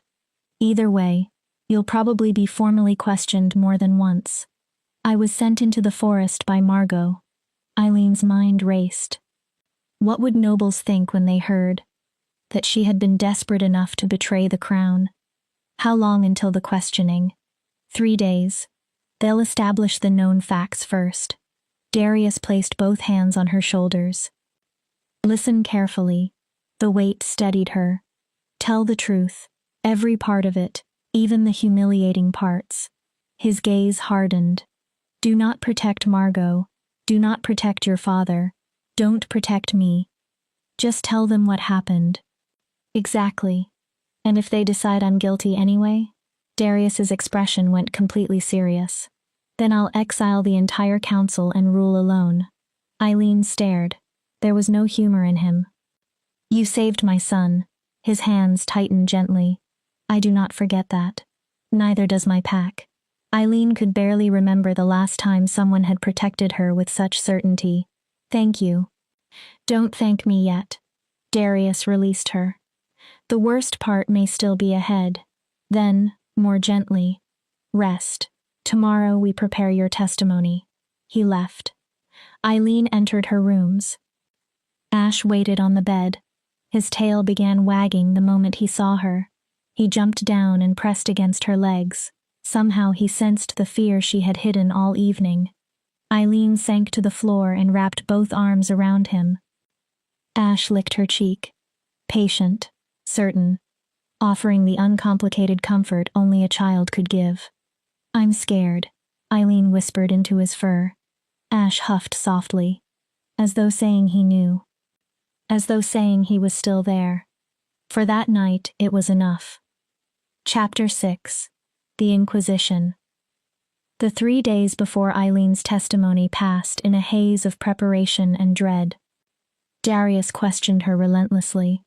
He invented every accusation he thought the council might use, forcing her to answer again and again, until the truth came without hesitation. Master Benedict taught her the formal rules of council proceedings. Commander Lyra unexpectedly devoted an entire afternoon to interrogation tactics. "They'll try to make you question your own memory," Lyra warned. "They'll phrase accusations as though guilt has already been established." Her pale eyes remained serious. "Answer only what is asked. Stay with facts. Don't fill silence because you're nervous." Eileen studied her. "Why are you helping me?" Lyra raised a brow. "You didn't trust me when I arrived." "No." Lyra paused. "But Ash trusts you. Darius trusts you." Then she looked away briefly. "And you remind me of my sister." Eileen waited. She was human too, married into a shifter pack. Lyra's mouth tightened. The nobles nearly destroyed her before she learned how to fight them with their own rules. She looked back. "I won't let them do the same to you if I can prevent it." Unexpected tears burned Eileen's eyes. "Thank you. Survive first. Thank me afterward." Lady Helena visited twice. Each visit brought pieces of Eileen's mother's history. Catherine Ashford had grown up in a human settlement near Shifter Lands. She trained as a healer and treated members of both species. During one of Thomas Thorne's trading journeys, they met and fell in love. The family opposed it, Helena explained over tea. They hoped Catherine would marry a shifter diplomat and strengthen the Ashford name. Helena smiled sadly. But Catherine always preferred love to duty. Her expression became thoughtful. "I sometimes wondered whether she regretted her choice. Thomas was gone so often. She raised you largely alone." "Did she regret it?" "Her letters never said so." Helena placed down her cup. "She worried about you. What did she ask from you?" "Help finding you a future. Training, perhaps. Healing like her. Or diplomacy." Helena's mouth tightened. Catherine knew Thomas would eventually remarry. She feared any second wife might view you as competition for her own children. Eileen's throat tightened. She was right. Yes. Helena looked ashamed. "And I should have listened." Eileen reached across and squeezed the older woman's hand. "You're listening now." On the morning of her testimony, Petra dressed Eileen in a plain gray gown. No elaborate jewelry, no dramatic hairstyle, nothing that could be interpreted as ambition. She needed to appear exactly as she was. A young woman telling the truth. Ash refused to let her leave without him. He paced around her feet until Darius finally surrendered. "He can sit with you." Darius adjusted his formal crown. "Perhaps it's useful for everyone to remember what this inquiry is truly about. A child who was almost killed." Exactly. The council chamber was circular. No noble occupied a visibly superior position. Rows of seats rose around a central floor. Eileen would stand in the middle, where every face could watch her. It reminded her uncomfortably of pictures Benedict had shown her of ancient arenas where people once died for entertainment. The chamber was full when Eileen entered beside Darius. 200 faces turned. Ash limped beside them, his leg nearly healed. One chair waited in the center. A concession because Eileen was human. Shifters generally remained standing during formal testimony. Darius squeezed her shoulder once. Then he left for the highest tier, where Lyra waited. Ash curled at Eileen's feet. His warm body gave her something solid to feel. Lord Corvain opened the proceedings. He was older, silver-haired, sharp-eyed, and carried himself like someone accustomed to command. "We convened to investigate the circumstances surrounding the attack upon Crown Prince Ash 3 weeks ago." His gaze settled on Eileen. "Lady Eileen Thorne has agreed to testify. All questions will acknowledge the service she rendered in saving the prince's life." The final sentence was clearly aimed toward people like Lady Selene. "Lady Eileen, state your complete name and place of origin for the record." Eileen rose. Her knees felt steadier than expected. "Eileen Catherine Thorne. Thornhaven Village, Southern Marches." Why were you inside the thornwood on the day in question? The first real test. Eileen breathed. My stepmother ordered me to gather herbs. Silver leaf and moon petal. Both grow in the deep forest. Helena spoke from her seat. Your stepmother knowingly sent you into forbidden territory alone? Yes, my lady. Did she understand the danger? Everyone in Thornhaven understands the thornwood. Children are taught to avoid it. Eileen kept her voice level. But refusing Margot's order meant punishment. Returning without what she demanded meant punishment too. Many of her errands were intentionally impossible. Whispers moved around the chamber. Corvain leaned forward. You're making a serious allegation. You believe your stepmother deliberately endangered your life. I'm stating what happened. Eileen carefully chose her words. Whether her intention was specifically to kill me, or simply to cause suffering, I cannot prove. But the behavior was consistent throughout the 8 years she was married to my father. We'll return to that. Corvain gestured. Describe what happened in the thornwood. Leave nothing out. Eileen did. The damaged basket. Searching for herbs. The whimper that drew her from her route. Finding Ash trapped in iron while 3 rogues surrounded him. Then the fight. The branch. The screaming. The moment the rogues finally fled. You fought 3 adult rogues with a stick? Baron Theron sounded openly skeptical. Forgive me, Lady Eileen, but you don't appear built for combat. I wasn't fighting to defeat them. Eileen looked toward him. I was trying to survive long enough to become inconvenient. His brows rose. Rogues are opportunistic. They prefer easy prey. I made myself difficult. Lady Selene leaned forward. And the trap? Her blue eyes were cold. You claim you personally released the prince, yet you carry no injuries suggesting you forced apart an iron trap. The accusation beneath the question was obvious. If Eileen had never handled the mechanism, perhaps she had placed it herself. I used a knife. Eileen remained calm. I pried at the release, rather than pulling the jaws open directly. It took approximately 10 minutes. She looked toward Selene. If the trap was preserved, you'll find scratches along the mechanism from the blade. Do you still have this knife? No, I dropped it when I fell and struck my head. Eileen glanced toward Lyra. Your scouts probably recovered it. Lyra stood. We did. A knife matching Lady Eileen's description was located near the scene. The blade has scratches consistent with contact against iron. Selene's expression tightened. We also found Eileen's blood on a stone approximately 15 feet from the trap, supporting her account that she ran and fell. Selene sat back. The questioning lasted more than an hour. Had Eileen ever visited the Northern Territories? Number. Did she understand shifter politics before entering the palace? Barely. What relationship did she have with her father? Complicated. Why had she fled after freeing Ash instead of remaining beside him? I heard human voices. Eileen explained the shouting in the forest. They sounded excited about the blood.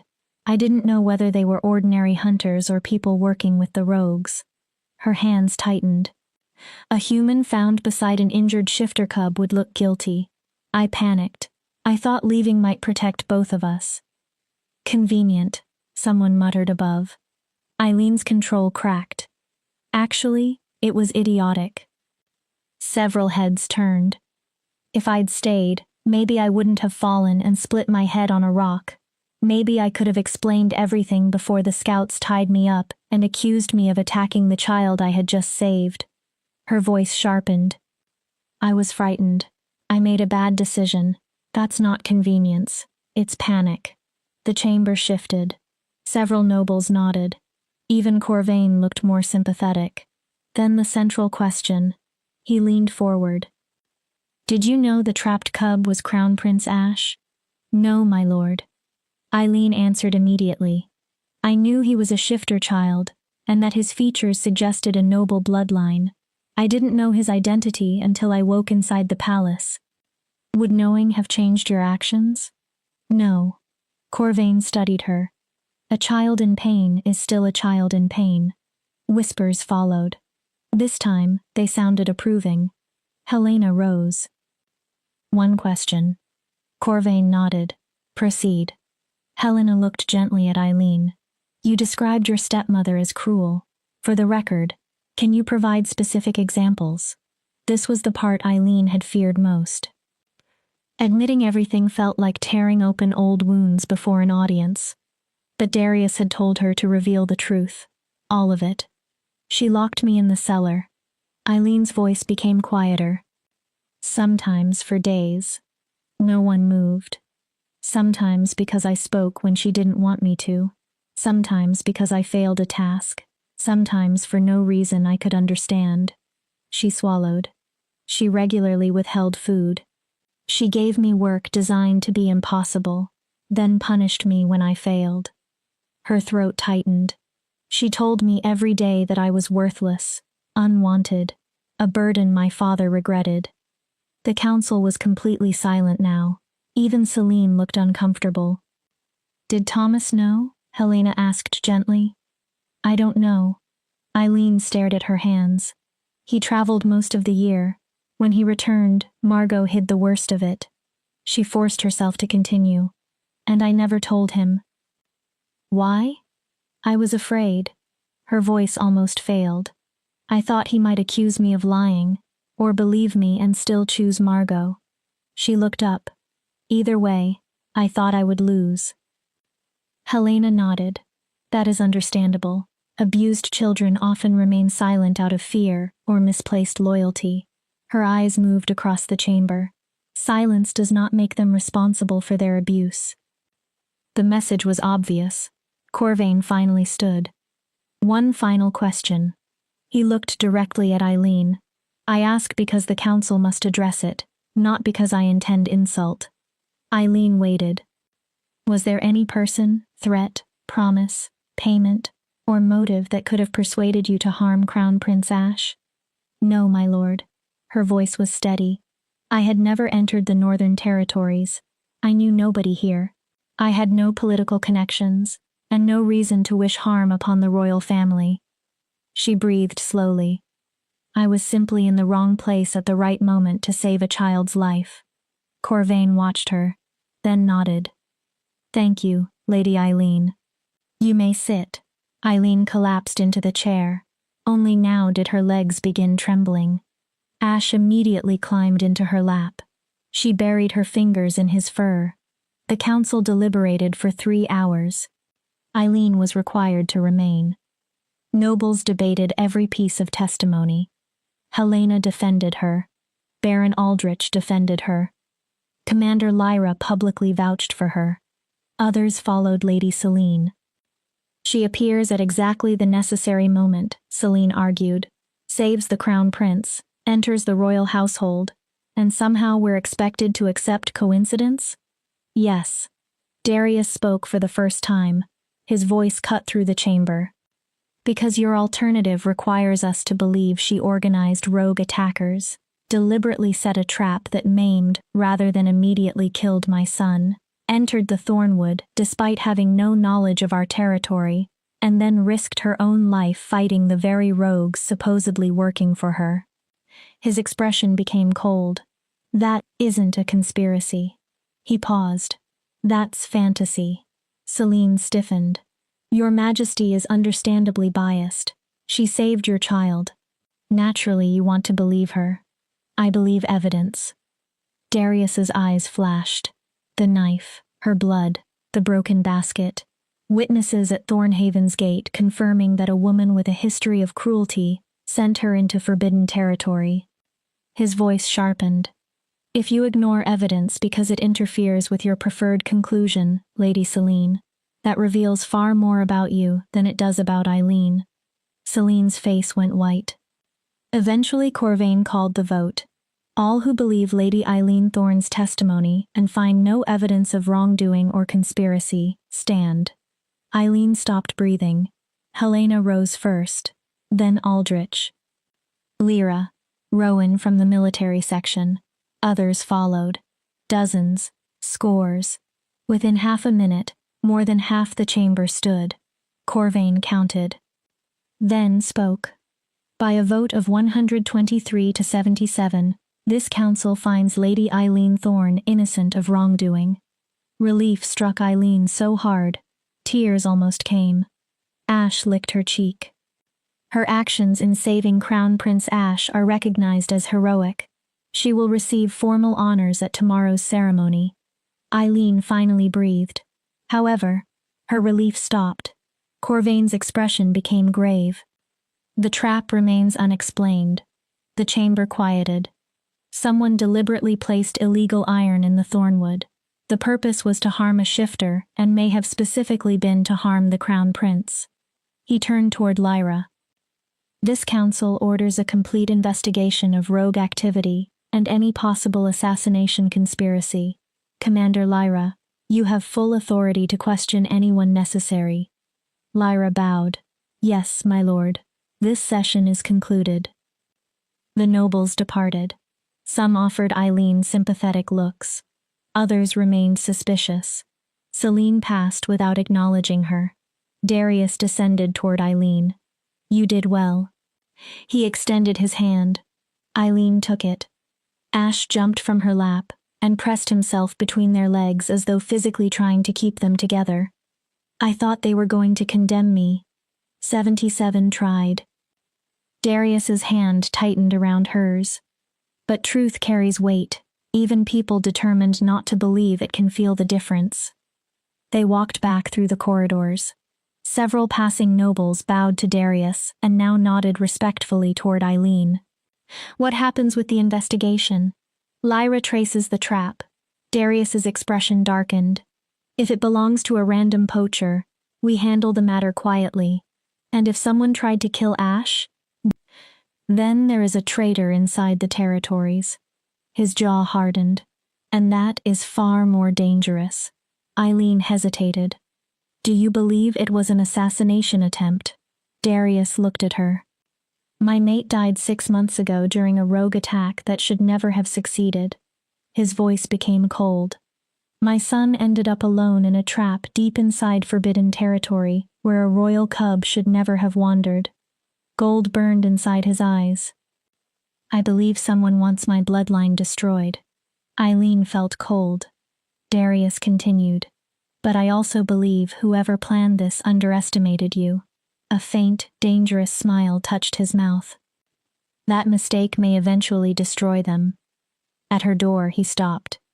Lady Helena spoke to me after the vote. Eileen waited. She wants to formally sponsor you under the Ashford family, through the old treaties. What does that mean? Legal protection, the right to use the Ashford name, political connections throughout the territories. Why would she do it? Because you're Catherine's daughter. Because Helena feels guilty for abandoning your mother. Darius gave a slight smile. And because having an Ashford close to the royal household strengthens her family. So politics again. Politics is rarely one thing. Good intentions and personal advantage can coexist. Should I accept? That's your choice. Darius considered. But the Ashford name carries enough influence that attacking you becomes more complicated. He paused. It would also make you less of an outsider. Then, quieter. More permanent. Eileen was not ready to examine the meaning beneath that word. I'll think about it. Good. Darius tucked another strand of hair behind her ear. For whatever it's worth, I'm glad you're here. His voice changed. Ash is healing because of you. He hesitated. And something conflicted passed through his expression. I'm healing too. Before Eileen could answer, he turned and walked away. She remained in the doorway with Ash beside her, and a heart suddenly too full. Petra had prepared dinner and a bath. Eileen ignored both. She collapsed onto the bed. Ash curled beside her. We survived. Ash huffed. Eileen smiled faintly. Together. As sleep approached, she understood something that should have terrified her. She was beginning to belong. To the palace. To Ash. To this pack. To this impossible new life. Whether that belonging would save her or destroy her remained unanswered. Chapter 7. The Honor and the Threat. The court ceremony began at dawn. Golden morning light filled the great hall while Eileen stared at the formal gown Petra had prepared. Deep silver silk shimmered like moonlight over water. Embroidered wolves ran through patterns of trees. The gown was more elaborate than anything Eileen had worn before. His Majesty commissioned it, Petra said while fastening the final button. He said you saved the future of his bloodline. The least he could do was make sure you looked the part when he honors you. I'm not sure I want public honors. Too late. Petra adjusted the silver circlet resting against Eileen's braided hair. Not quite a crown. Still enough to make Eileen uncomfortable. You earned this. Let people see what courage looks like. Ash was already prepared. A small silver collar bearing the royal crest circled his neck. He waited by the door with his tail wagging impatiently, probably more interested in returning to the gardens than attending ceremonies. Rowan arrived in full military uniform. His auburn hair had actually been combed into submission. He smiled when he saw Eileen. You clean up remarkably well, Lady Eileen. I'm not actually a lady. Darius invented that at dinner. About that. Rowan's smile widened. Lady Helena filed the sponsorship documents last night. Eileen stared. What? As of this morning, you're officially Eileen Catherine Ashford Thorne, recognized under the old treaties as a member of House Ashford. He looked amused. So yes, you are actually a lady. I never agreed. You told Helena you needed time. Rowan became sympathetic. Apparently she decided the legal paperwork had to be completed before today's ceremony, so Lady Celine couldn't exploit any loopholes. Eileen covered her face briefly. Helena can be ruthless when she wants something. She means well. So I'm nobility now. Apparently, Eileen could not decide whether to laugh or panic. The great hall was even more crowded than during the welcome feast. Every noble from the Autumn Council attended. So did palace workers, military officers, and what appeared to be half the capital. People filled balconies and lined the walls. A clear path led through the center toward a raised platform. Darius waited there in full royal dress, black leather embossed with silver, the crown of the Northern Pax, a ceremonial sword. He looked exactly like every story Eileen had ever heard about warrior kings. Powerful. Dangerous. Absolutely in command. His eyes found hers. Warmth flickered inside the gold. The herald called. Lady Eileen Catherine Ashford Thorne, savior of Crown Prince Ash. Eileen began walking. Ash limped proudly beside her. Whispers followed through the crowd, some approving, some skeptical. Eileen kept looking at Darius. His steady presence anchored her. At the platform she curtsied. Ash sat beside her feet and looked happily at his father. Lady Eileen. Darius's voice filled the hall. 3 weeks ago, you entered the Thornwood on a fool's errand and emerged having saved a prince. The crowd became perfectly still. You faced rogue wolves armed with nothing except courage and a broken branch. He looked directly at her. You freed my son from a trap designed to kill him. Then, you requested no reward, expected no recognition, wanted only to ensure a child's safety. Darius descended from the platform. He stopped close enough for Eileen to see the emotion controlled behind his formal expression. Such selflessness requires more than gratitude. His voice strengthened. By my authority as Alpha King of the Northern Pacts, I award Eileen Catherine Ashford Thorne the Silver Star of Valor, the highest civilian honor our people bestow. You are recognized as friend to the crown, protector of the realm, and member of this pack in law and truth. Lyra held out a velvet cushion. On it rested a silver 8-pointed star, each point decorated with a tiny diamond. Darius lifted the chain and placed it around Eileen's neck. His fingers brushed her skin. Warmth moved through her unexpectedly. Wear it proudly, he whispered, so only she could hear. You earned it. Then he addressed everyone again. Furthermore, Lady Eileen is granted permanent residence within the Northern Palace, a monthly stipend for life, and access to every resource necessary for her education and future development. His voice became absolute. She will want for nothing while she remains beneath my protection. Applause filled the hall, real applause. Even several nobles who had voted against Eileen seemed affected by the ceremony. Eileen touched the silver star resting against her chest. "Thank you, Your Majesty." She swallowed. "I don't know what I'm supposed to say." Darius leaned nearer. "Say you'll stay." Eileen looked up. "Say you won't disappear the moment Ash no longer needs you." Before she could answer, Ash barked loudly. Laughter spread through the hall. The cub stood on his hind legs, front paws against Eileen's dress.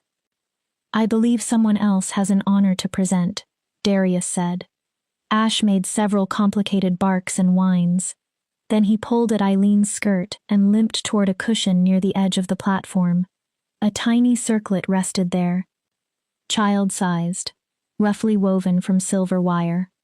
He had Mira help him, Darius explained. Emotion thickened his voice. 3 days of work.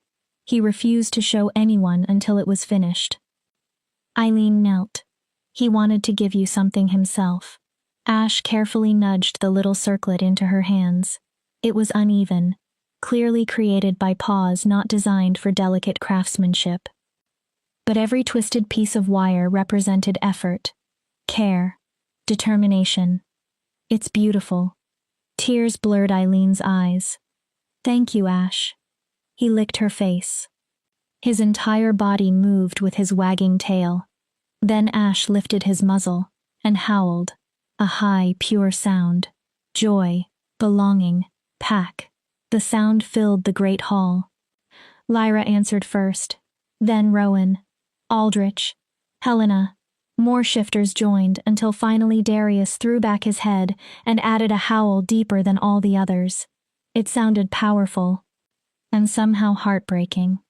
The humans watched in stunned silence as an entire pack welcomed one of its own. When the final howl faded, almost everyone in the hall had tears in their eyes. The feast afterward was extravagant even by palace standards. Roasted meats, fresh breads, honeyed fruit, desserts beautiful enough to look like sculpture. Wine flowed freely while musicians played. Eileen returned to the high table wearing the silver star. Ash's handmade circlet remained safely inside her pocket. Nobles approached one after another to congratulate her. Some meant it. Others had clearly decided the newly honored favorite of the king might now be politically useful. "You've become quite important." Helena sat beside her. Every noble family possessing an unmarried son has suddenly developed great interest in House Ashford's newest lady. "I'm not interested in marriage. Obviously." Amusement sparkled in Helena's eyes. "You're too occupied raising the future king and attracting the current one." Heat rushed into Eileen's face. "Darius is grateful. I saved his son. We'll see." Helena patted Eileen's hand. "I've survived palace politics for 60 years. I know interest when I see it." Eileen tried to object. Helena continued. "Between the Silver Star and Ashford's sponsorship, you're now socially equal to much of the nobility." She smiled.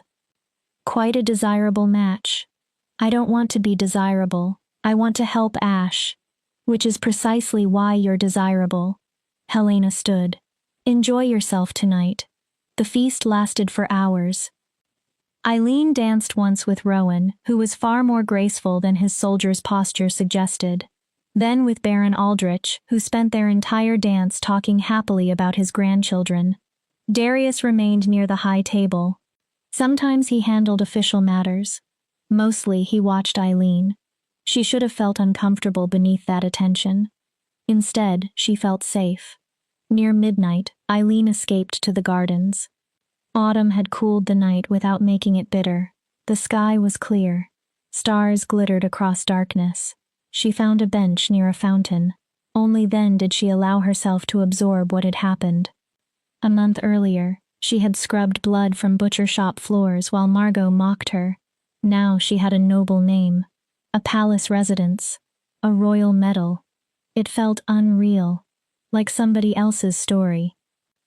You're spiraling. Darius stepped from the shadows. He had removed his crown. Without it, he looked younger, less burdened. I can see it in your face. I'm processing. Different thing? Very. Darius sat beside her and stretched his long legs. What are you processing? How strange my life has become. Eileen touched the silver star. A month ago, I was nobody. You were never nobody. His answer was immediate. You lived among people incapable of seeing your value. That's their failure. Eileen looked at him. You keep saying things like that. Because they're true. His gold eyes were intense beneath moonlight. Do you regret staying? No. The certainty surprised Eileen. I'm terrified most days. Overwhelmed.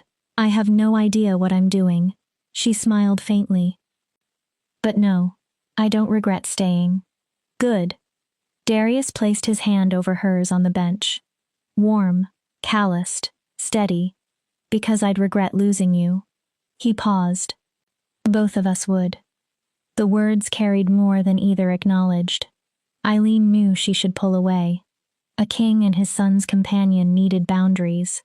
But for the first time in her life, Eileen wanted closeness. Wanted belonging.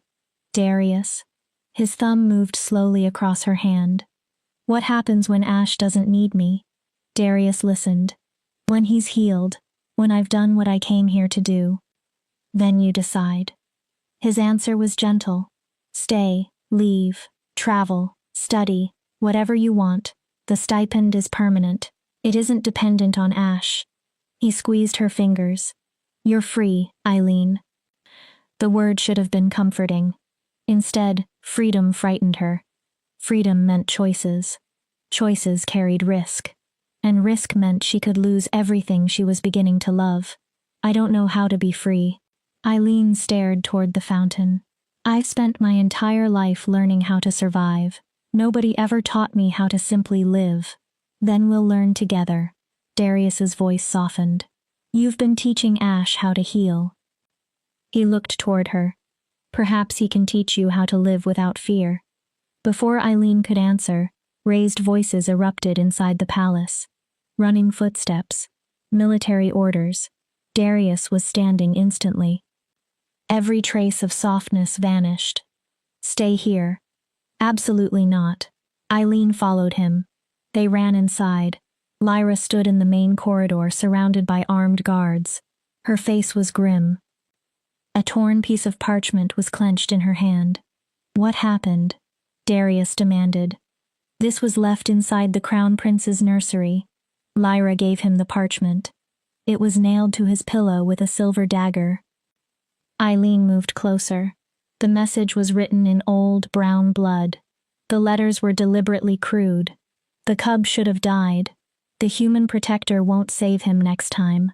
7 packs will fall. 1 crown will break. The blood of kings will water the thornwood. This is only the beginning. Below the writing was a symbol. A wolf's head divided down the center. Half black. Half white. Darius became terrifyingly calm. Seal the palace. His voice was quiet. Absolute. Nobody enters or leaves until every chamber has been searched. Double the guards on Ash and Eileen. Find everyone who had access to the nursery tonight. Already underway, Lyra said. Eileen stared at the symbol. What is that? The divided pack. Darius's voice remained cold. Extremists who believe humans and shifters must never mix. They consider peace between our species a weakness that should be purged. They were destroyed 20 years ago during the cleansing wars, Lyra added. Then her face hardened. Or we believed they were. They're back, Eileen whispered. And targeting my family. Darius looked at her. For the first time since Eileen had met him, genuine fear appeared in those golden eyes. Not for himself. For Ash. For her. This changes everything. The council will demand action, possibly war. He touched Eileen's face. And you have become one of the clearest symbols of everything the divided pack hates. Because I'm human. And protected by shifters, accepted as pack. Understanding struck Eileen. They'll target me too. Yes. His jaw tightened.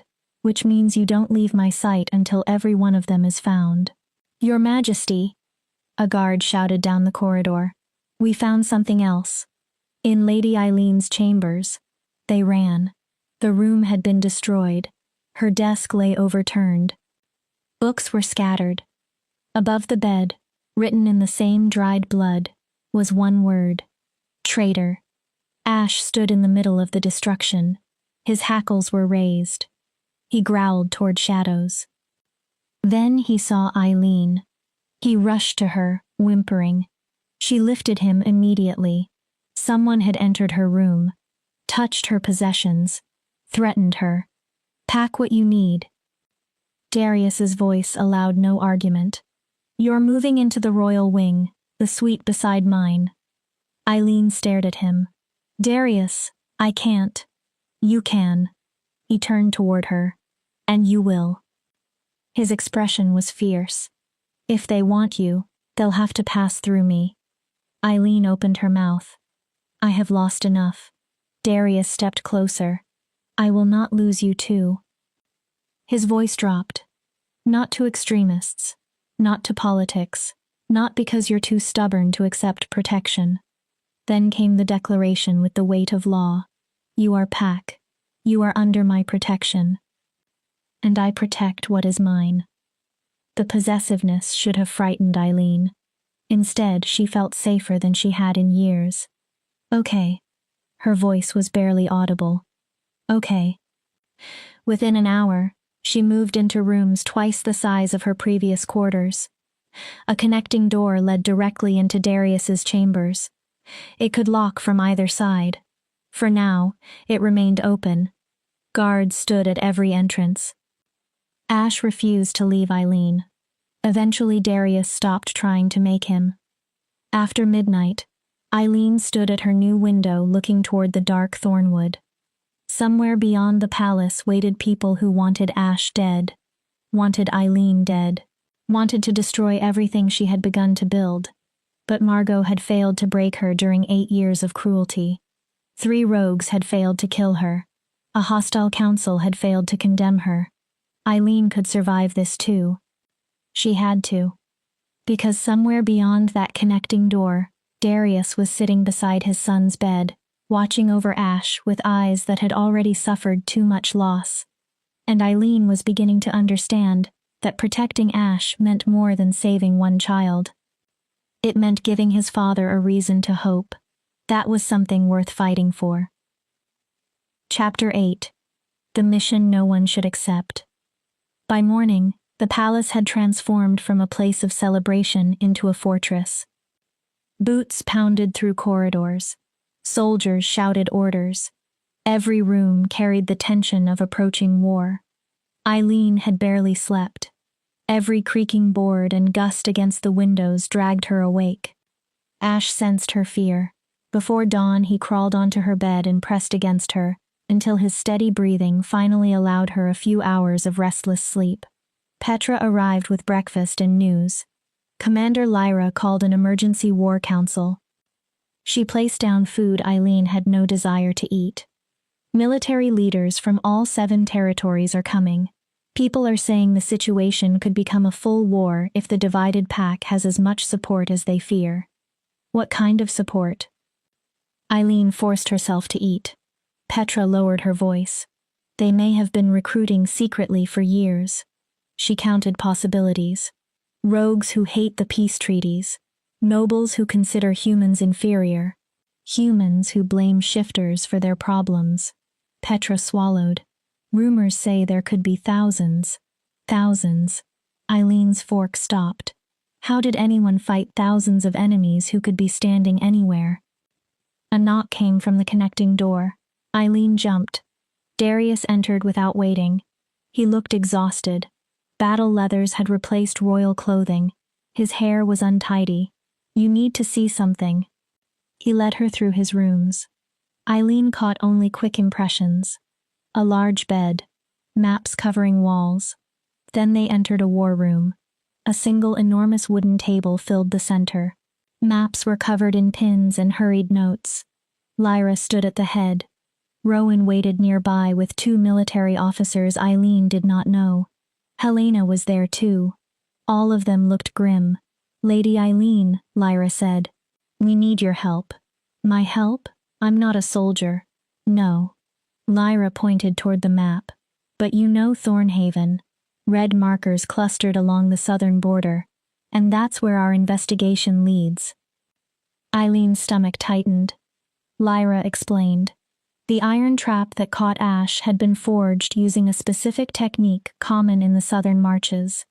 Investigators traced the metal to a smith inside Thornhaven. Garrett Blackwood, Lyra said. He claims he sold that batch 3 months ago to a traveling merchant. Eileen already knew before Lyra finished. Thomas Thorne. The room seemed to shift beneath her. No. Darius immediately came beside her. My father wouldn't. We don't believe he necessarily knew, Darius said, but someone used his merchant routes to move material for the divided pack. His expression darkened.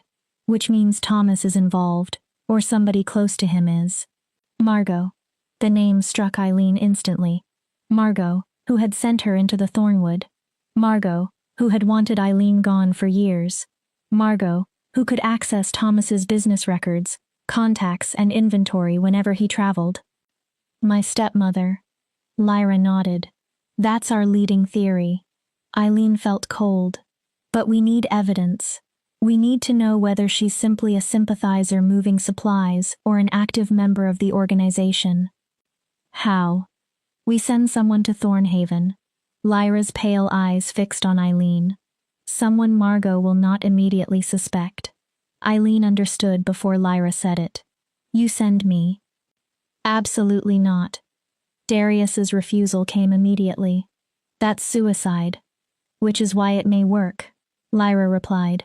If Margot is involved, she'll assume Eileen returned because last night's threat frightened her. Darius's face hardened. You're proposing that I send Eileen directly into the home of a woman who has already tried to get her killed. With protection, Lyra remained calm. Soldiers disguised as merchants. Nearby at all times. No. Your Majesty, we need to know whether the merchant networks have been compromised. If the divided pack is moving weapons and supplies across all 7 territories through ordinary trade, we need to discover how far they've reached before striking. Send spies. Thornhaven is small. Outsiders are noticed. Lyra pointed toward Eileen. She isn't an outsider. Her voice softened.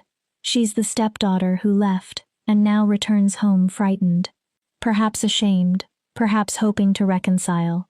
A grim smile. Margot will enjoy that. She'll lower her guard. The logic was good. Eileen hated that. How long? Darius looked at her sharply. Eileen, no. She kept her eyes on Lyra. How long would I need to stay? 3 days. 4 at most. Long enough to search the house and observe Margot's contacts. Lyra's expression became serious. I won't pretend it is safe. Rowan will accompany you, along with 2 soldiers posing as merchants. If anything goes wrong, they'll remove you immediately. Eileen swallowed. If I find evidence, what happens to my father? Helena answered. That depends on whether he knowingly assisted them. Her voice remained gentle. If he was manipulated, there will be consequences, but not execution. And if he knew? Helena did not answer. She did not need to. Eileen closed her eyes. Thomas had failed her, ignored things he should have seen. But his letter had sounded sincere. Did she owe him loyalty? Or did she owe the truth to the people who had actually protected her? I'll do it. Darius seized her arm, not painfully, firmly. Eileen, his voice was quiet and dangerous. May I speak with you alone? They stepped into an adjoining room. The door closed. Darius turned. Anger and fear battled across his face. This is insane. I know. You're walking voluntarily into the home of a woman who tried to kill you. A woman who may be working with extremists who now want you dead. He stared at her. You'll smile at her, while secretly searching for evidence. One mistake and you could die. I know. Then why agree? Because someone has to. Eileen's fear turned into frustration. They threatened Ash. They threatened me. They threatened everything you've built. She stepped toward him. If Margot is helping them, if my father's business is involved, I'm the one person who can enter that house without immediately starting a conflict. We can find another method. How long will it take? Darius fell silent. How many threats arrive while we wait? How many people could die? Eileen forced him to meet her gaze. You told me I'm Pack. He watched her. You said Pack means you protect what belongs to you. Her voice strengthened. Then understand this. Pack protects each other. Let me help. Darius's jaw tightened. You're asking me to send you into danger immediately after I finally got you somewhere safe. I'm asking you to trust me. Eileen lowered her voice. Trust that I'm strong enough. He said nothing. You believed I was strong enough when I saved Ash. She held his eyes. Believe I'm strong enough to save myself. For several seconds, Darius did nothing. Then he pulled her into his arms. The embrace was sudden, fierce, almost desperate. Eileen stiffened from surprise. They had barely touched beyond brief gestures. Then she relaxed. If anything happens to you, Darius's voice vibrated against her hair. I will raze Thornhaven to the ground. Eileen almost protested. I will destroy every person responsible. His arms tightened. Do you understand me? Nothing will happen. You don't know that. I'll have Rowan. And I'm harder to kill than I look. Darius pulled back. One hand remained against her cheek. You're also more important than you understand. He paused. To Ash. Then, to this Pack. His thumb moved against her cheekbone. To me. The admission remained between them. Eileen's heartbeat slammed against her ribs. Darius. Don't. He spoke quickly. Don't answer now. His forehead touched hers. Just come back. His breathing was unsteady. Promise me you'll come back. I promise. They remained like that, not kissing. Closer than they had ever been, sharing breath, fear, and something dangerously close to hope. Finally, Darius released her. The king returned to his face. We prepare today. You leave at dawn. So soon? The longer we wait, the more time they have to destroy evidence or move resources. He opened the door. Lyra, she's agreed. Begin preparation. The rest of the day became a blur. Lyra taught Eileen how to search without leaving obvious signs, how to memorize documents, recognize coded writing, notice patterns. Rowan taught self-defense, simple movements. Break a grip, create distance, run. Your mission is not to fight, Rowan said while showing her another escape technique. Your mission is staying alive long enough for us to reach you. He released her wrist. Loud, fast, then run like hell. Benedict taught her symbols, phrases, and organizational structures commonly used by extremist movements. Helena provided names and locations of Ashford allies in the southern marches who could shelter Eileen if everything failed. Through every lesson, Ash remained nearby. He sensed that something dangerous was coming, and he hated it. That evening, Eileen tried putting him to bed. Ash refused to release her. He knows you're leaving, Mira said softly. Shifter children notice more than people realize. Eileen knelt and wrapped her arms around him. I have to go away for a few days. Ash whined. But I'm coming back. She stroked his fur. I promise. His golden eyes watched her. I will always come back to you. Ash licked her face. Then he did something that broke Eileen's heart. He carefully took the rough little circlet he had made for her from her pocket and placed it on her head. Darius stood in the doorway. For protection. His voice was thick. He's giving you Pack luck. Tears burned Eileen's eyes. She adjusted the little circlet. I'll keep it with me every moment. Ash pressed against her. That night, Eileen could not sleep. She lay beneath the blankets, reviewing everything. Search methods, signals, escape routes, Ashford safe houses. A quiet knock came from the connecting door. Come in. Darius entered fully dressed. He looked as sleepless as Eileen felt.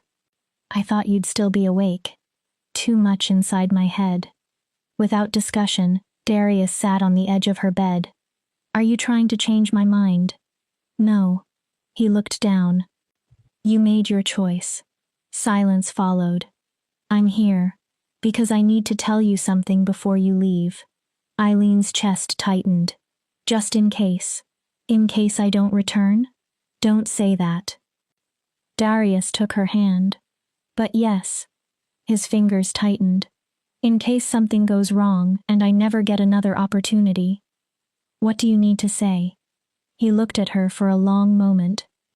You changed everything. Eileen did not move. For me, for Ash, for this entire pack. His voice became quiet. 6 months ago, I was drowning. My mate was dead. Ash was consumed by grief. He looked away briefly. I ruled because it was my duty, nothing more. I was waiting to feel something other than emptiness. Then his eyes returned to Eileen. And then you appeared. He breathed. Suddenly there was light again. Hope. The possibility that perhaps we could become more than survivors. Darius, I'm not asking anything from you. He spoke quickly. I understand the imbalance. I'm king. You're beneath my authority. I'm technically your employer. All of it makes this complicated. His thumb moved over her hand. But before you go, you need to understand that you matter to me. Eileen's eyes filled, not as Ash's companion. His gaze did not leave hers. Not because you saved him, because you're Eileen. Tears escaped down her cheeks. Nobody had ever told her that simply existing could be enough. I'm terrified. The confession came suddenly.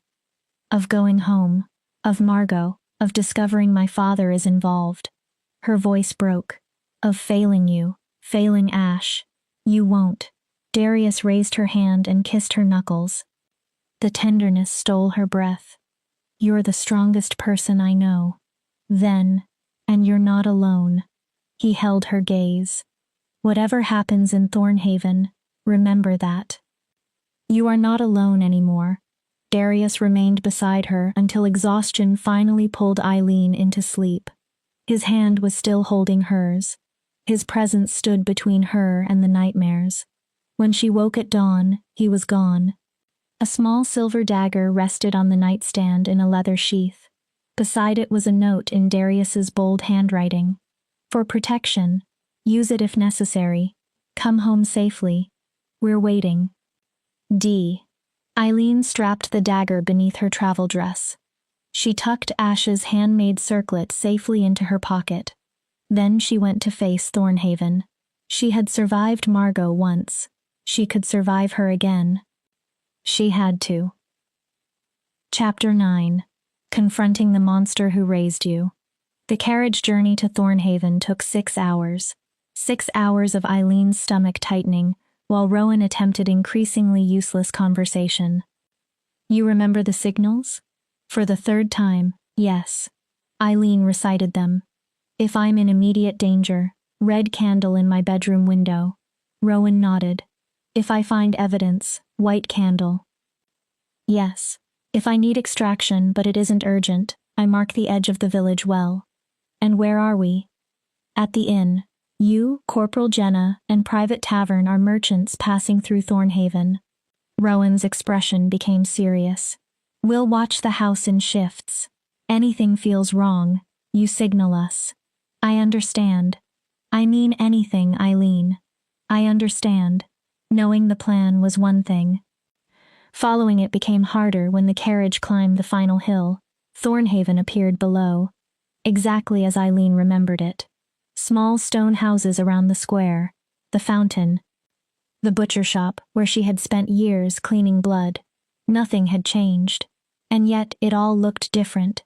Somewhere inside that peaceful village, people might be supporting extremists who wanted war between humans and shifters. Somewhere here, Margot had deliberately sent Eileen toward death. The carriage stopped outside the village. According to the plan, Eileen would walk the rest of the way alone. A frightened daughter coming home after discovering life beyond Thornhaven was too difficult. Rowan's group would arrive separately. Remember, Rowan looked at her before she climbed down. You're not alone. We're right here. Eileen nodded. She adjusted her small travel bag and walked. People recognized her immediately. Grandmother Hess gasped from her bread stall. Eileen? The old woman hurried forward. Child, is it really you? Hello, grandmother. Eileen forced a smile. I've come home. We heard you were dead. Hess touched Eileen's face. Margot said you'd disappeared into the forest and wolves killed you. Her eyes filled. Where have you been? It's complicated. Eileen glanced toward her house. Is my father home? He is. Poor man has been destroyed by grief. Go to him, child. News spread faster than Eileen could walk. By the time she reached Thomas's house, neighbors were already gathering, whispering, staring. Eileen ignored them. The familiar front door looked different now. Once it had been the entrance to her prison. She knocked. Footsteps approached. The door opened. Thomas Thorne stood there. Eileen almost did not recognize him. He looked 10 years older. Gray had spread through his hair. Exhaustion shadowed his eyes. His face had become thin. He froze. Eileen? His voice broke. Is it really? It's me, Father. Thomas pulled her into his arms. So suddenly Eileen nearly fell backward. His shoulders shook. He was crying. I thought you were dead. He held her tighter. Margot said you'd run away and the wolves. God, Eileen.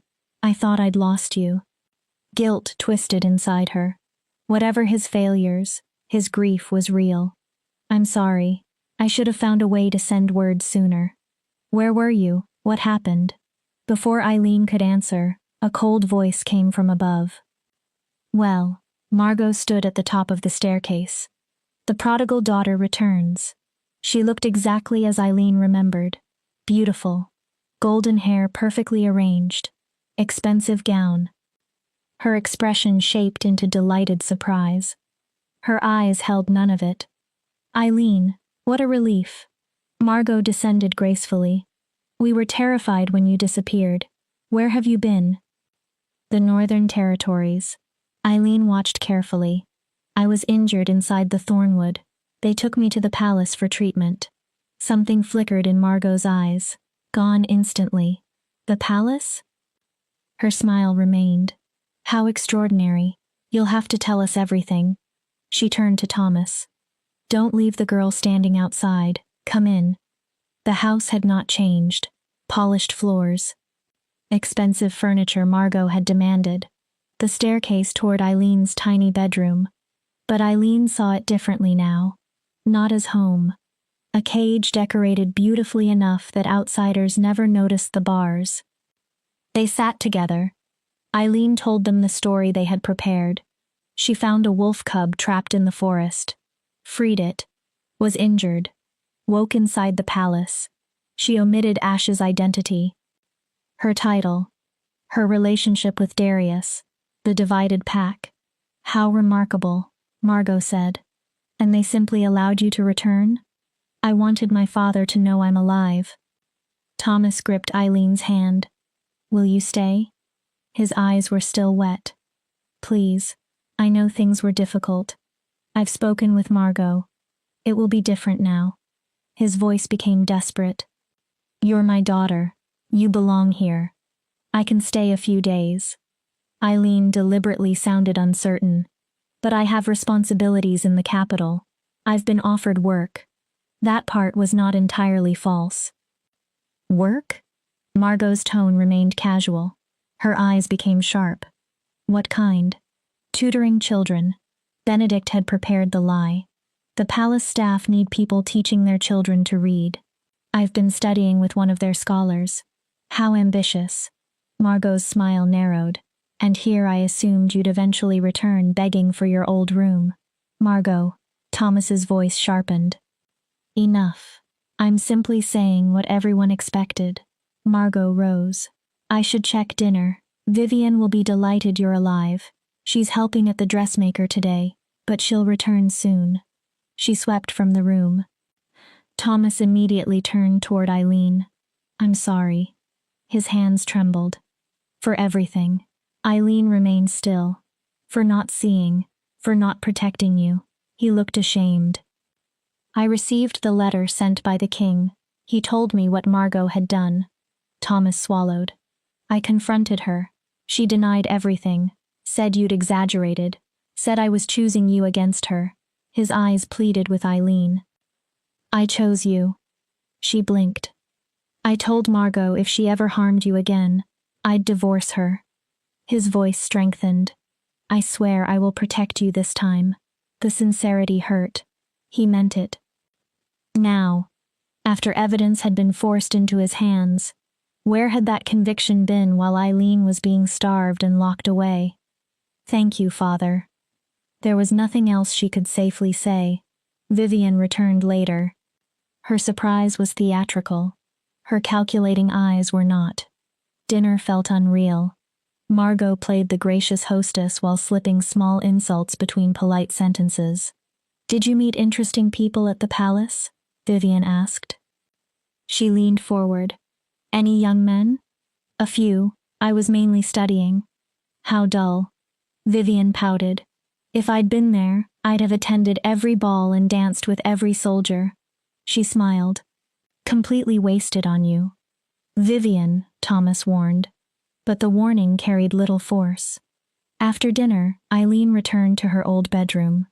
The tiny room had been cleaned. Fresh sheets covered the narrow bed. Flowers stood on the windowsill. Margot's work, no doubt. A performance for Thomas. Eileen waited. The house slowly became silent. Then she started searching. First her own room. Nothing. She entered the hallway. Her father's breathing came from his room.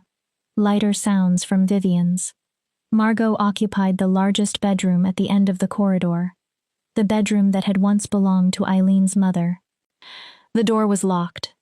Of course. Eileen took the thin wire Rowan had given her and worked it into the mechanism exactly as he had taught her. 3 minutes felt like 30. Finally, click. The door opened. Silk bedding, expensive furniture, a wardrobe crowded with gowns. Eileen searched quickly. Drawers, under the mattress, inside boxes. Then the false bottom of the wardrobe, a hiding place Eileen had accidentally discovered years earlier while cleaning. Nothing. She kept searching. Her fingers brushed something hard behind a loose panel. Eileen pried it open. A leather-bound journal. Her heartbeat accelerated. She opened it. Dates, numbers, shipments, quantities, payments. At first, the writing made little sense. Then Benedict's lessons returned. Patterns. Look for repeated structures. Connections. And there it was. Repeated throughout the journal. A wolf's head split between black and white. The symbol of the divided pack. Eileen stopped breathing. Margot was not simply sympathetic to them. She was actively involved. Thomas's merchant connections were being used to transport supplies.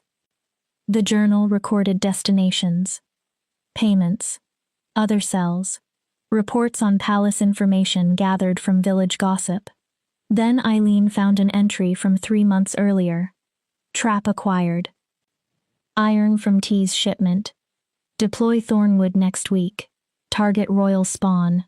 Message will be clear. Royal Spawn. Ash. Margot had known. She had helped. The trap was intended to kill a royal child. Eileen's vision blurred with rage. Then another piece fell into place.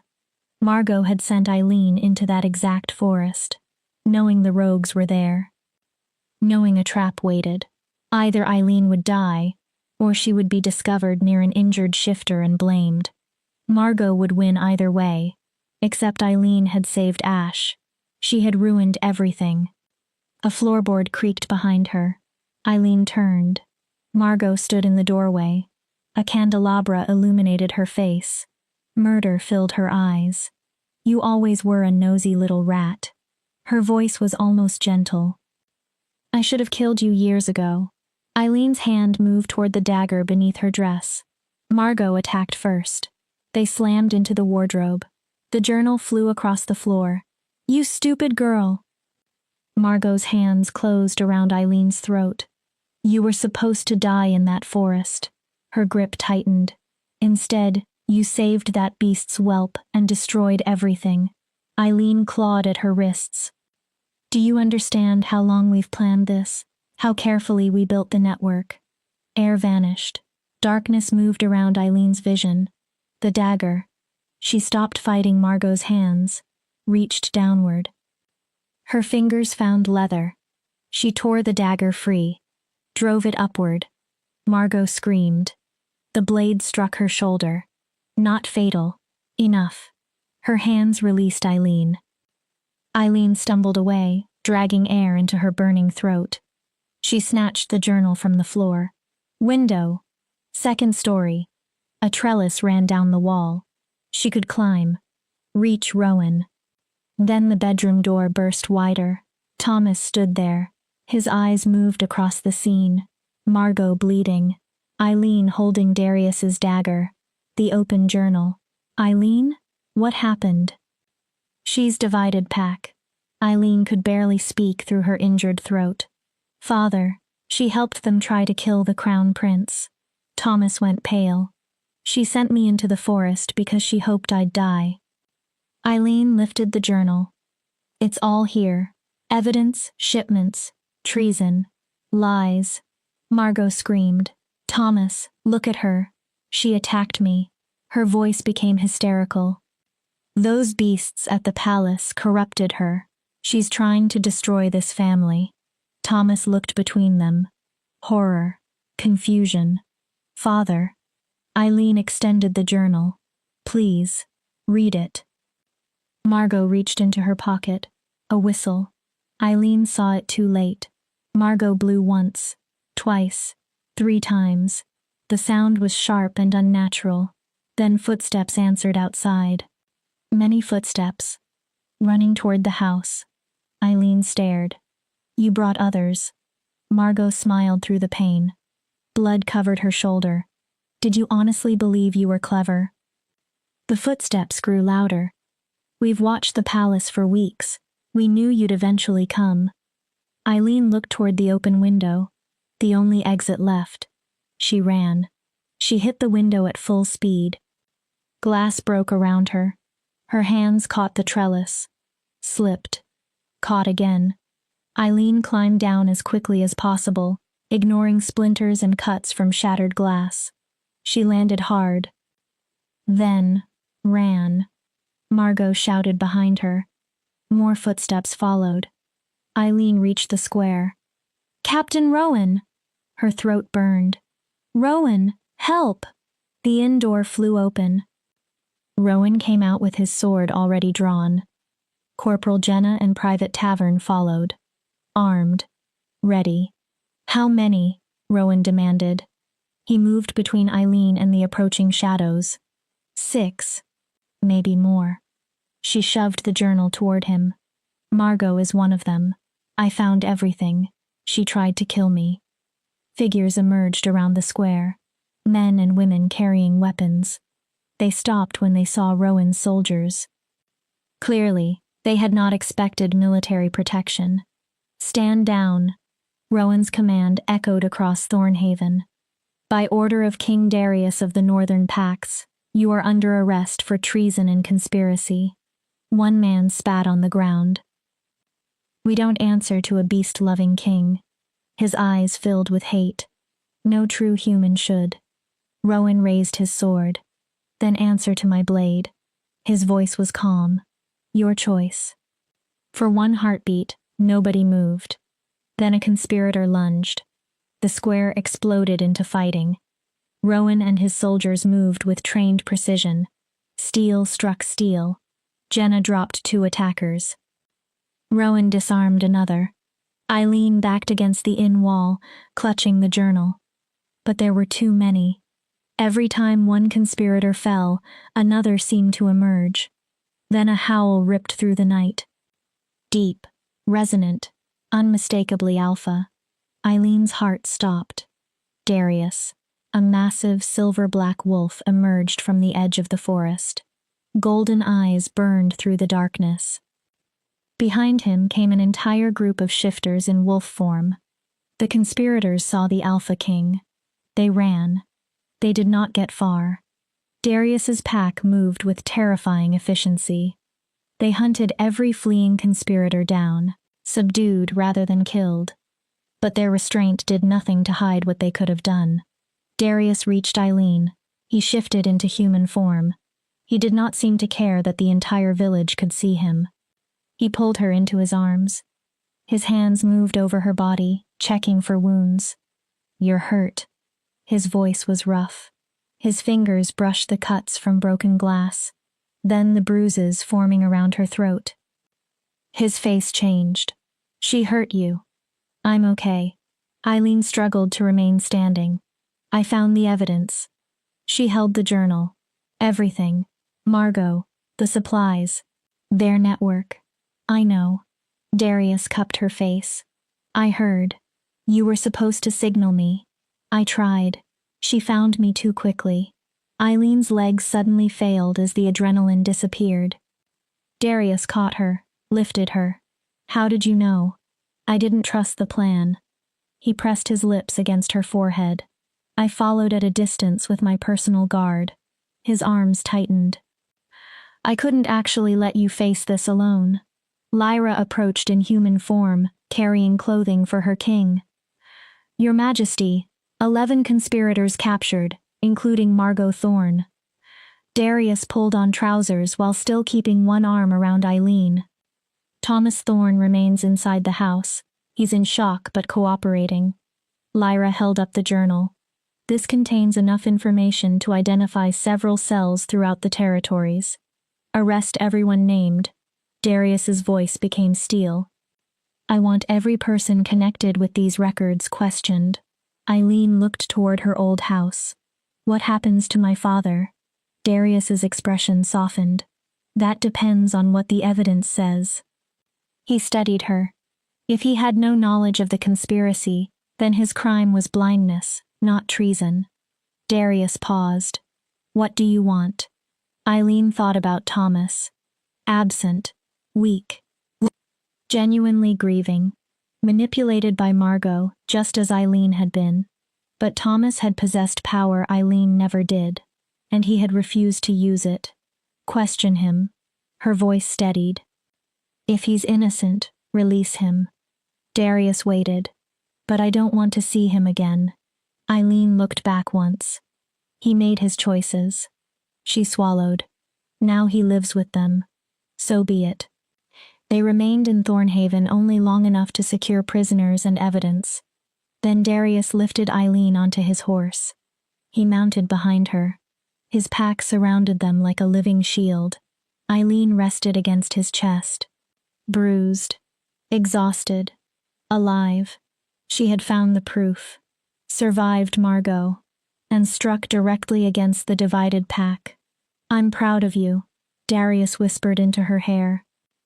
Then, terrified, furious that you were hurt, but proud, his arms tightened around her. "You're stronger than I understood. I promised I'd come back." Eileen closed her eyes. "For you and Ash." Her voice softened. "I keep my promises." They rode toward the palace, toward safety, toward the cub waiting for her, toward whatever this new life would become. Eileen had faced her past and survived it. Now, perhaps, she could finally build a future. Chapter 10. From Ashes to Crown. The week after Thornhaven was controlled chaos. Interrogations continued day and night. Lyra's investigators worked through every prisoner and every name in Margot's journal. Margot faced execution for treason. On the third day, she finally broke. She gave them names. Dozens. Scattered across all 7 territories. The divided pack was larger than anyone had hoped, but also less unified than everyone feared. Many cells operated independently, without central leadership. That made them unpredictable. It also made them vulnerable once their identities were exposed. Eileen appeared before the council again. This time, she carried evidence rather than accusations. She presented the journal, described returning to Thornhaven, recounted Margot's attack. The nobles who had once doubted Eileen now remained silent.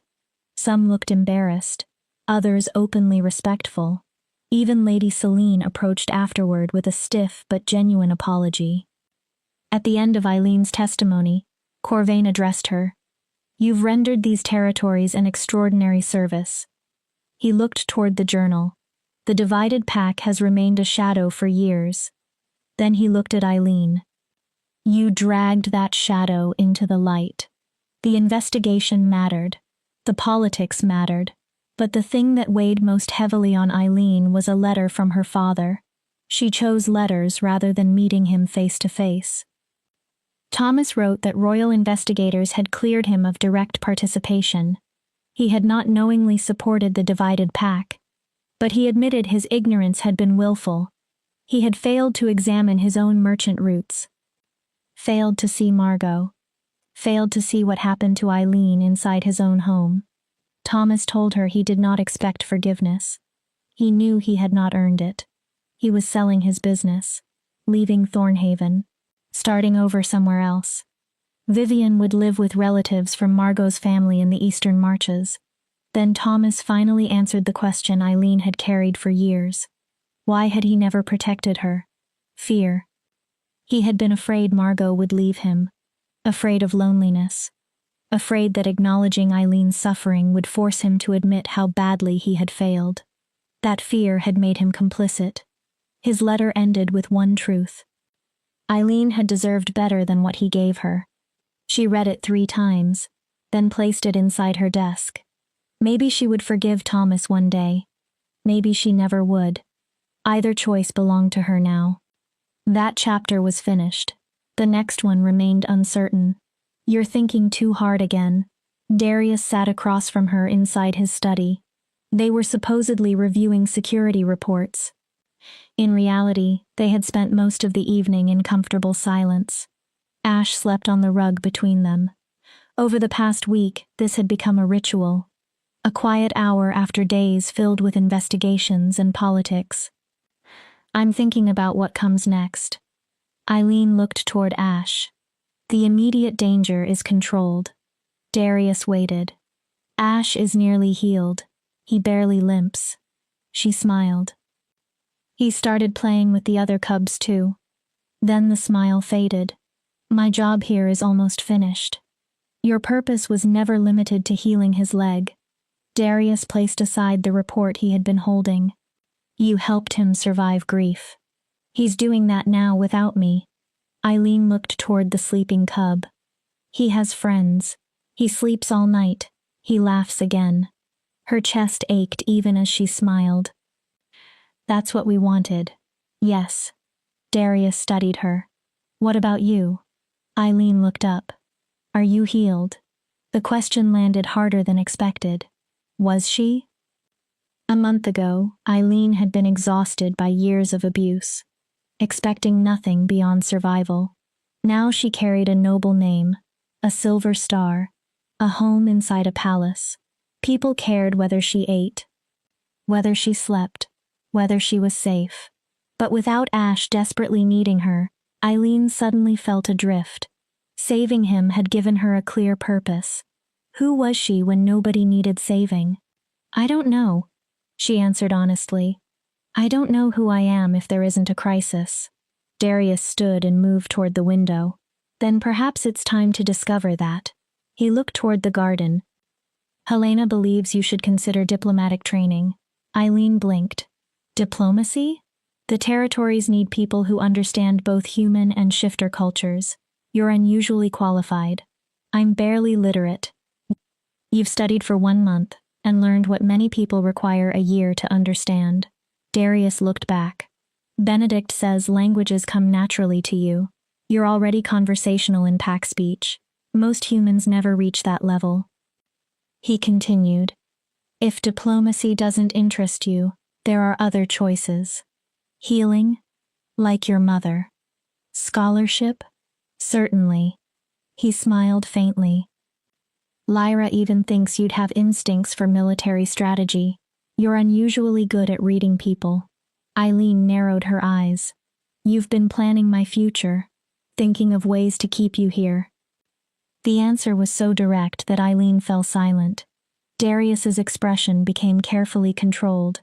Because the alternative is you leaving. He looked toward her, and I'm not prepared for that. Eileen rose. She joined him beside the window. Below, Ash was awake now, tumbling through autumn leaves with 3 other cubs, laughing in the carefree way a child should. Why? Darius looked at her. Why do you care whether I'm the one who stays? She turned. You could employ hundreds of tutors, thousands of healers, diplomats, scholars. Her voice softened. Why me? Darius did not answer immediately. Seconds passed. Then he turned toward her completely. Raw emotion filled his golden eyes. Because I'm falling in love with you. And I don't know how to stop. Eileen felt the world tilt. That's... Her voice disappeared. You can't. She shook her head. I'm nobody. I'm only... Don't. Darius stepped closer. One hand cupped her cheek. Never make yourself small like that here. His eyes held hers. Not with me. He began slowly. You're the woman who fought rogues for my son. His thumb moved across her skin. The woman who stood before 200 nobles and defended herself with truth. Another breath. The woman who walked willingly back into the home of her abuser because innocent people needed what only she could find. His voice softened. You're brave, intelligent, kind. Then, you made my son laugh again. His eyes became vulnerable. And somehow you made me feel things I believed had died with my mate. Darius shook his head. So no. He moved closer. You're not nobody. His voice dropped almost to a whisper. You're everything. Tears burned Eileen's eyes. I don't know how to do this. I know. I've never... Her voice failed. Nobody has ever. I know. Darius brought his other hand to her face. Strong hands. Gentle touch. We don't have to rush. He held her as though she were something fragile without ever making her feel weak. We learn together. He paused. And if you don't want this, if I've misunderstood everything, tell me. His expression tightened. We return to what we were. I won't punish you. I won't take anything away. Darius breathed. But I needed you to know why the thought of you leaving has become unbearable. Eileen's heart hammered. She remembered the forest. The trap. The terrified cub. The king who had offered safety without demanding obedience. Evening conversations. Quiet touches. The way Darius watched her when he believed she did not notice. As though she were something precious. Then Ash. His unconditional trust. Pack. Belonging. A life larger than survival. I'm scared. So am I. What if I'm not enough? Eileen's voice trembled. What if I hurt you, or Ash? What if I fail? Darius rested his forehead against hers. What if you don't? She closed her eyes.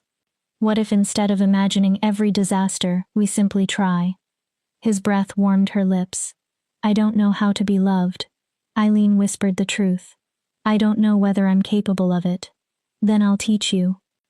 Darius did not close the final distance. He waited. The same way you taught Ash how to heal. His voice became softer. We'll learn together. The choice belonged to Eileen, so she made it. She leaned forward. Her lips touched his. Tentative. Testing. Darius made a low sound in his throat and drew her closer. The kiss deepened. It felt terrifying. Safe. Like falling and flying at once.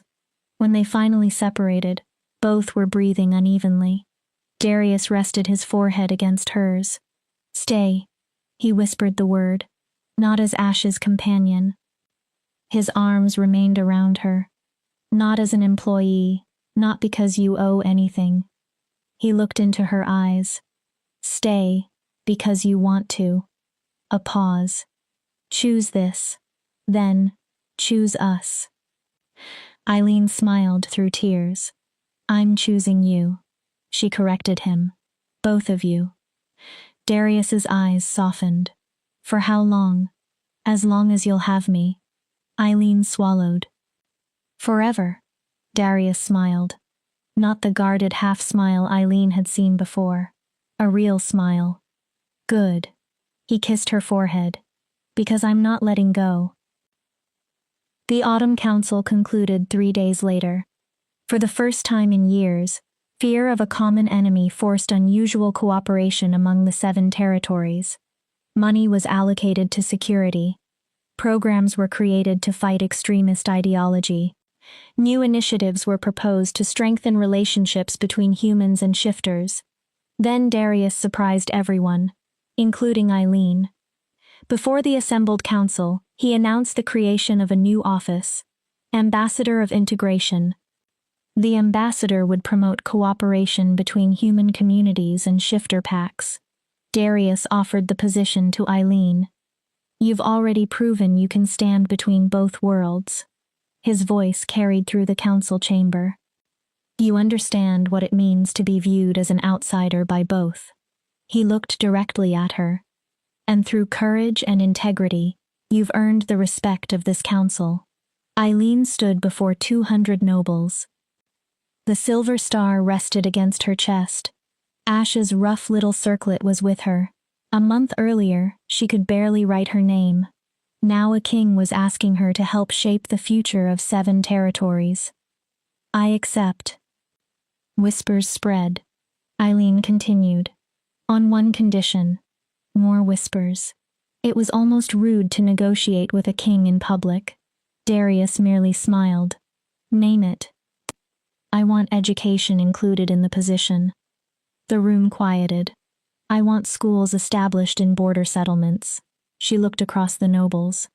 Places where human and shifter children learn together while they're young. Corvain leaned forward.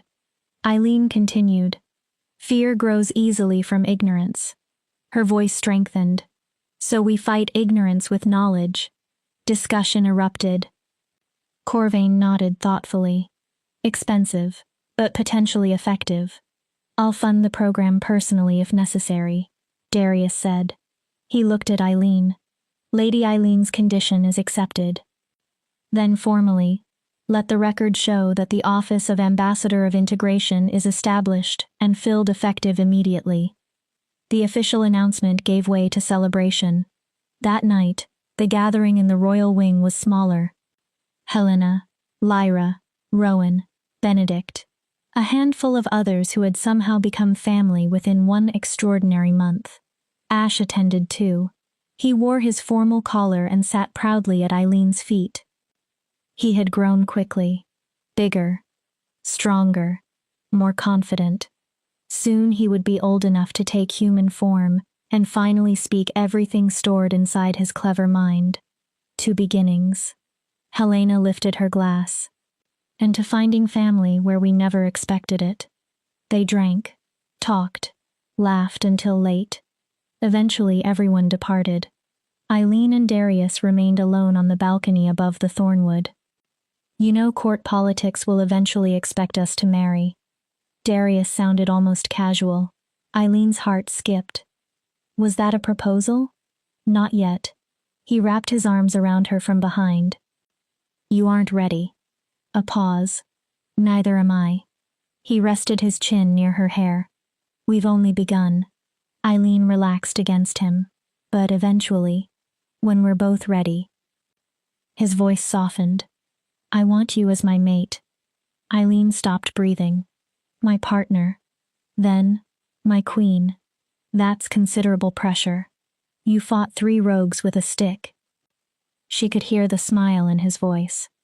I think you'll survive court politics. He kissed her hair. But there is no hurry. His arms tightened. We have time. What if the council objects? What if? Darius turned her around. What if the council just watched you negotiate conditions with its alpha king and win? Eileen laughed softly. They're not going to object. His gold eyes warmed. They may actually be frightened of you now. Then his expression became serious. Stop searching for reasons happiness has to fail. He touched her cheek. Just be here. With me. With Ash. Eileen looked at the man before her. The alpha king who had protected her. The grieving father whose son she had saved. The person who had somehow fallen in love with the unwanted butcher's daughter from Thornhaven. Okay. Her voice was soft. I'll be here. Good. Darius kissed her slowly, warmly. A promise rather than a demand. Because you're Pack now. His forehead touched hers. And Pack means forever. 6 months later, on the first morning of spring, Eileen stood inside her office in the palace's diplomatic wing. Books covered the shelves. Maps filled the walls. Letters from territories across the kingdom waited on her desk. She had just returned from opening the first integrated border school. Human and shifter children were now learning together there. The work was difficult. Some communities resisted. Progress came slowly. But bridges were being built. A knock sounded. Ash burst through the door. He was finally able to take human form. A lanky 7-year-old with his father's golden eyes and a smile bright enough to change an entire room. Eileen. He rushed toward her. Guess what? What? Father says I can begin sword training next month. He grinned. I'm going to become the greatest warrior in all 7 territories. I'm sure you will. Eileen hugged him. But you'll continue your reading lessons too.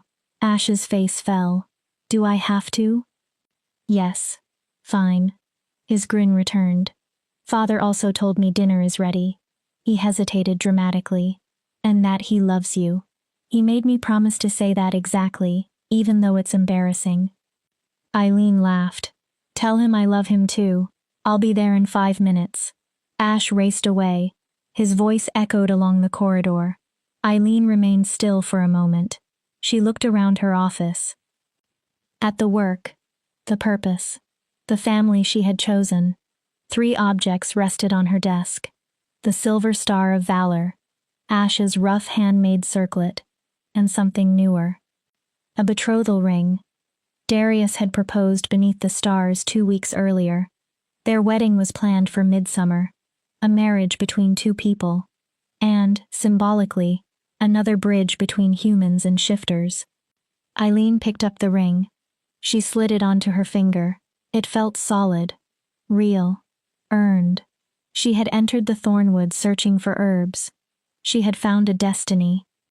She saved a wolf cub, and found a family. She had lived as someone nobody valued. Now she had become someone capable of changing lives. Eileen walked toward the dining hall. Darius and Ash were waiting. Her pack, her family. She had collapsed after saving a wolf cub from rogues. When she woke, she had unknowingly begun saving herself too. Not every prison had visible walls. Not every escape required running. Sometimes salvation began with one impossible decision to be brave when bravery mattered. Sometimes the person who believed she deserved nothing discovered that she deserved far more than she had ever imagined. And sometimes an unwanted daughter stood at the beginning of a road that would one day lead to a crown. Epilogue. 5 years later, spring flowers covered the Thornwood. Eileen walked its paths with the easy confidence that came from years of familiarity. Ash walked beside her. Now 12, he was already showing signs of the powerful alpha he would become. He talked almost continuously about his coming trials. And after that, I'll finally receive an official guard rank. His excitement filled his voice. Father says I'm ready. Ash looked at Eileen. Do you think I am? Eileen smiled. I think you've been ready since the day you stood on 3 legs and tried to protect me. Ash grinned. But the trials aren't only about fighting skill. His expression became more serious. They're about judgment, knowing when to fight and when mercy is stronger. I know. He looked toward her. You taught me that. Then, both of you did. They continued until they reached a familiar clearing, the same clearing where Eileen had once found a small cub bleeding inside an iron trap. A stone memorial now stood there. Words had been carved across its surface. Here, courage bridged 2 worlds. Here, a life was saved and a future was born. Here, we learned that kindness is not weakness, and family is not always blood. Ash became quiet. Do you ever think about what would have happened if you'd kept walking? Eileen looked around the clearing. Every day. She touched his shoulder. And every day I'm grateful I didn't. Her voice softened. You gave me a life worth living, Ash. You and your father. Ash hugged her. You gave us one too.